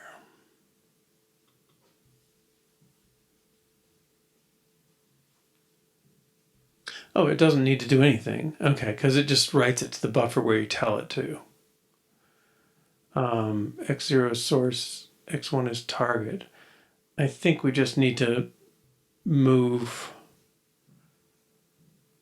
X0. We need to change the arguments a little bit. Cortes. Okay, so the input is, well, what's L read words? Read words for test. And the input is x0 equals 0, x1 equals address of buffer, x2 equals number of chars max to read. It does not, but we don't need a return value because we know where it's going. Okay, so, but you're right. It would be nice to return. Actually, I'd be happy to have that pointer to the word it wrote to. But okay, so in our case, x0. Wait, is x0 the source? Where's that thing?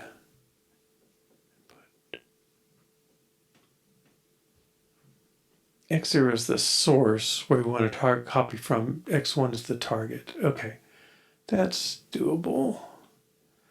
X0 is the source, so we got to do a load address L colon test string is x0. X1 is already the target, so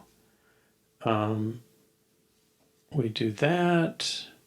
Oh, and we had to do our prologue and post log, epilogue.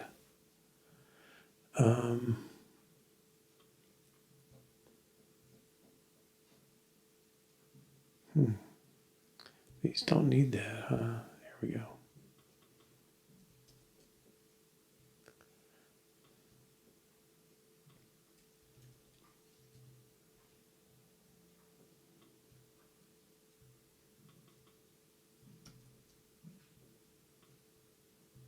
Okay, because we're calling another routine. Okay, so read words. Read words is going to do the job. Okay, so we're going to load.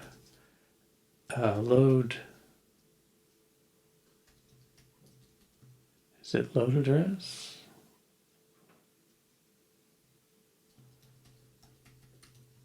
X4 gets L read words. Okay, I think that's good. All right, and this is setting up so when colon reads, everything is okay. All right. Now,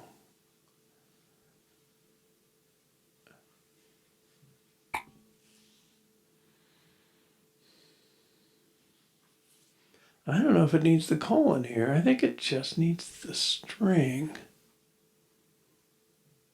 Because nobody else is asking for anything. Okay, so he's going to put x00 in there. And we call prompt and then read words, and it's going to read X. And we're not going to read another word, so that's fine. Okay, so arrange that. Now, what else do we have to set up? So I guess I want to make sure, I want to know where the header is. Yeah, X1 point to the free buffer. No, X1 points to the input buffer, but we're being passed, that input buffer comes in here. It's passed to this routine when it gets ready to do its job. So X1, maybe I should say that X1 was passed in, and then copy that thing. Okay. All right, so now our colon, we also need to, well, we need to set up secondary space. Okay, so I think we'll just use the same one. Okay. Secondary space. Well, let's just pull this up. And I think a rename might be in order too.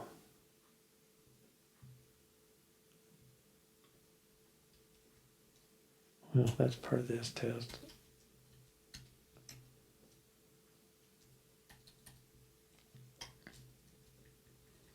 That's what I got to do to there? No. Okay.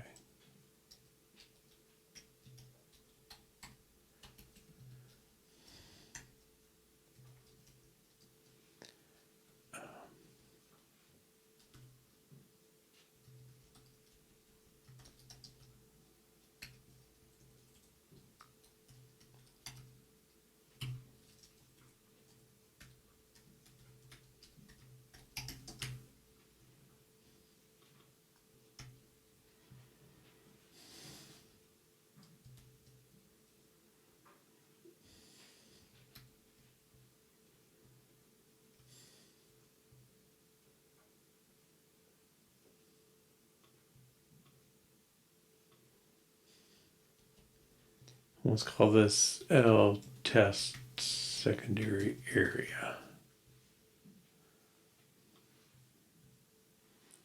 Okay. All right, so we set up the secondary space. That's where things are going to get written. L secondary test area. And I think he's 16 bytes. That should be plenty. Sorry, 16 blocks of 8 bytes. 16 words. Okay. All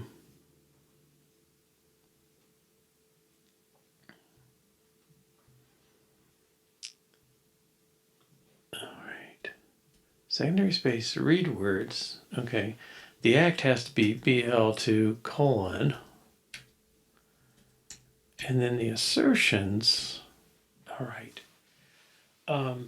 One thing is L test secondary area, if you read that byte that it points to, should be an X because it's supposed to point to the next place to write. Okay, so load address, or no, secondary space. Yeah, we need a load. X0 is L test secondary area. Okay, and if we load a byte,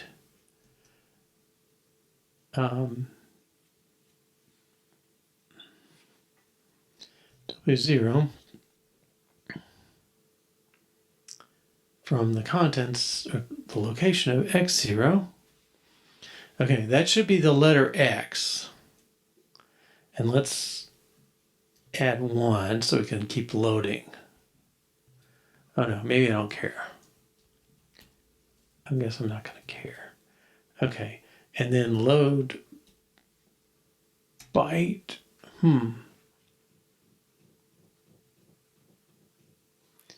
Well, X is a bad name because I don't know how far that is.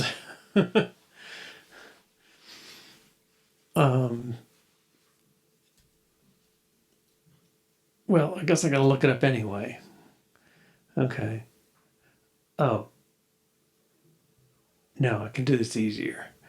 Load address X0 is the secondary area, and load address L:(test string. Is that the right thing?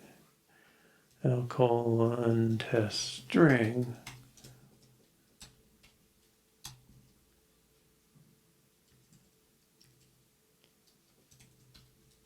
And BL assert equal string. Okay. So X1 should point to 3. Okay. So I'm saying when they started writing the header, they should have put the X string at the location that the secondary starts at, because we said start there. And then, okay, so that, now let's load that address again. X0 L test secondary area. Okay. And now, I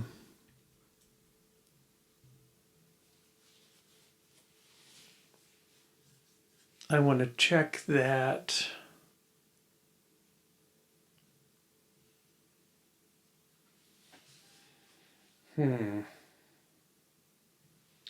Sorry, X1 should point to the read buffer on 95.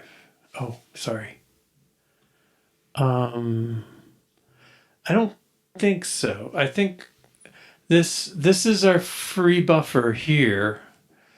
It's our secondary space, I should say. And if we're writing in here, the first cell of the secondary space, the secondary test data thing, is going to be right there where slide subtitle is, and that should be the string X followed by a 0. And that's what's in that L:(test string,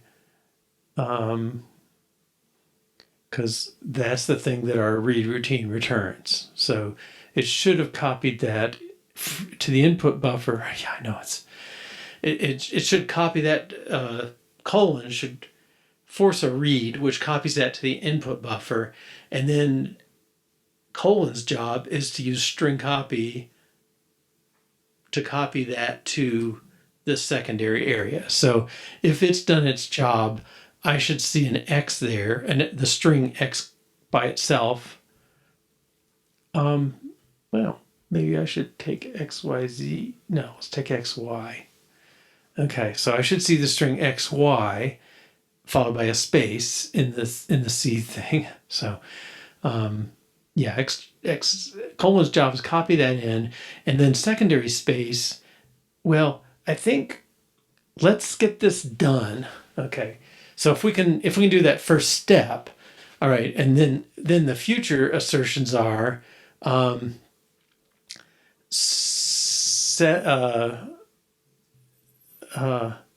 LTSA, load test secondary, plus 8 should be same as old dictionary pointer, okay, which we haven't set up. LTSA plus 16 should point to LTSA. Okay, points back to the string. And then what's the third one? Oh, start 2D. Okay. LTSA plus 24 should point to start 2D. And dictionary pointer should be updated. Okay, so I think those are all the pieces we'll have to keep testing with. And then let's just say BL assert equal, so it'll fail there. Well, we'll leave it there. All right.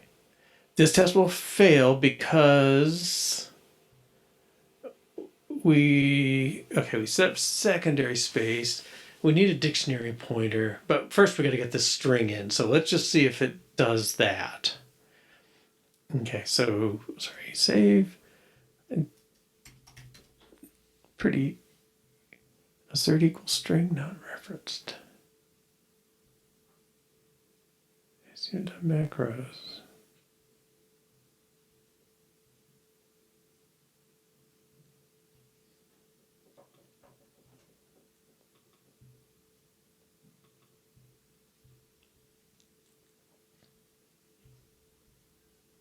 Strings.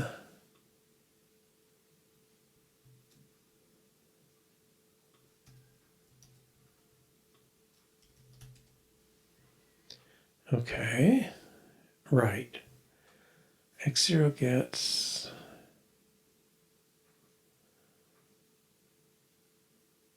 Okay, this is kind of good, right? So somehow a pointer needs to be incremented to a new location, even 8 boundary. Yes. So I think the first stage is the string should be copied in to wherever the secondary space says it's ready to. And we have to remember that. We don't want to update it just yet. Okay, so and we're failing because our thing does not copy stuff to the secondary location. So I don't know if let's see what we get in 3 minutes. Colon is in core. Okay, so colon, I'm going to assume it should do that, but it needs to copy the current word. Oh, how is that?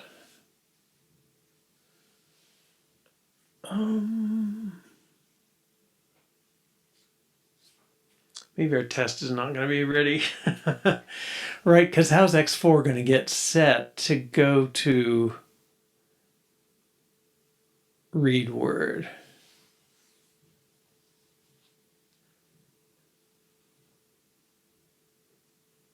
Pointer needs to be incremented to a location.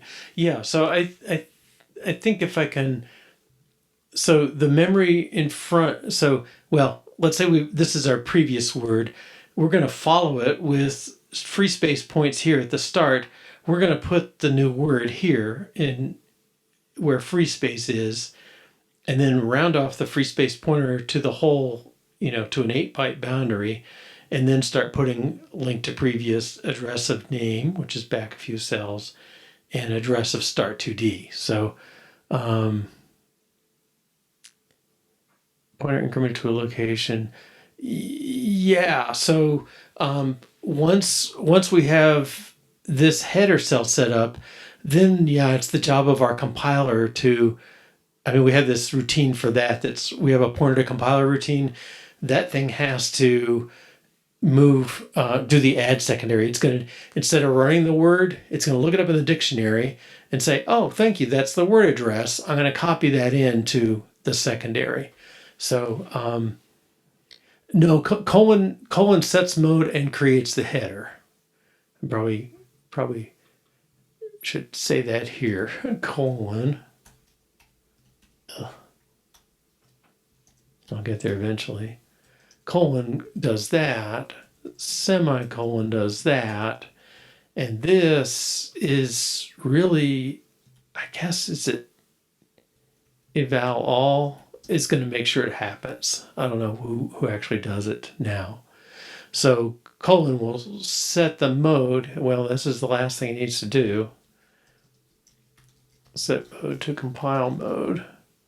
Okay, well, make a little room here because secondary should set it back to mode to run mode.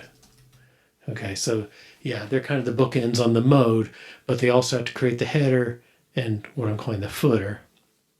And the compiler steps should create this, the eval all. Remember, it chooses, am I compiling or am I compiling or running? Yeah, it's going to be for tomorrow. But I think we're close. I mean, like we're really close to doing what has to be done. I think it'll be a little tricky to keep track of these addresses correctly to set up the links, but maybe not. Yeah, let's see. Maybe our string copies these should return our pointer to the thing we started copying, though. That might be a real help. All right. Well, thanks for joining. We're closing in on this compiler aspect.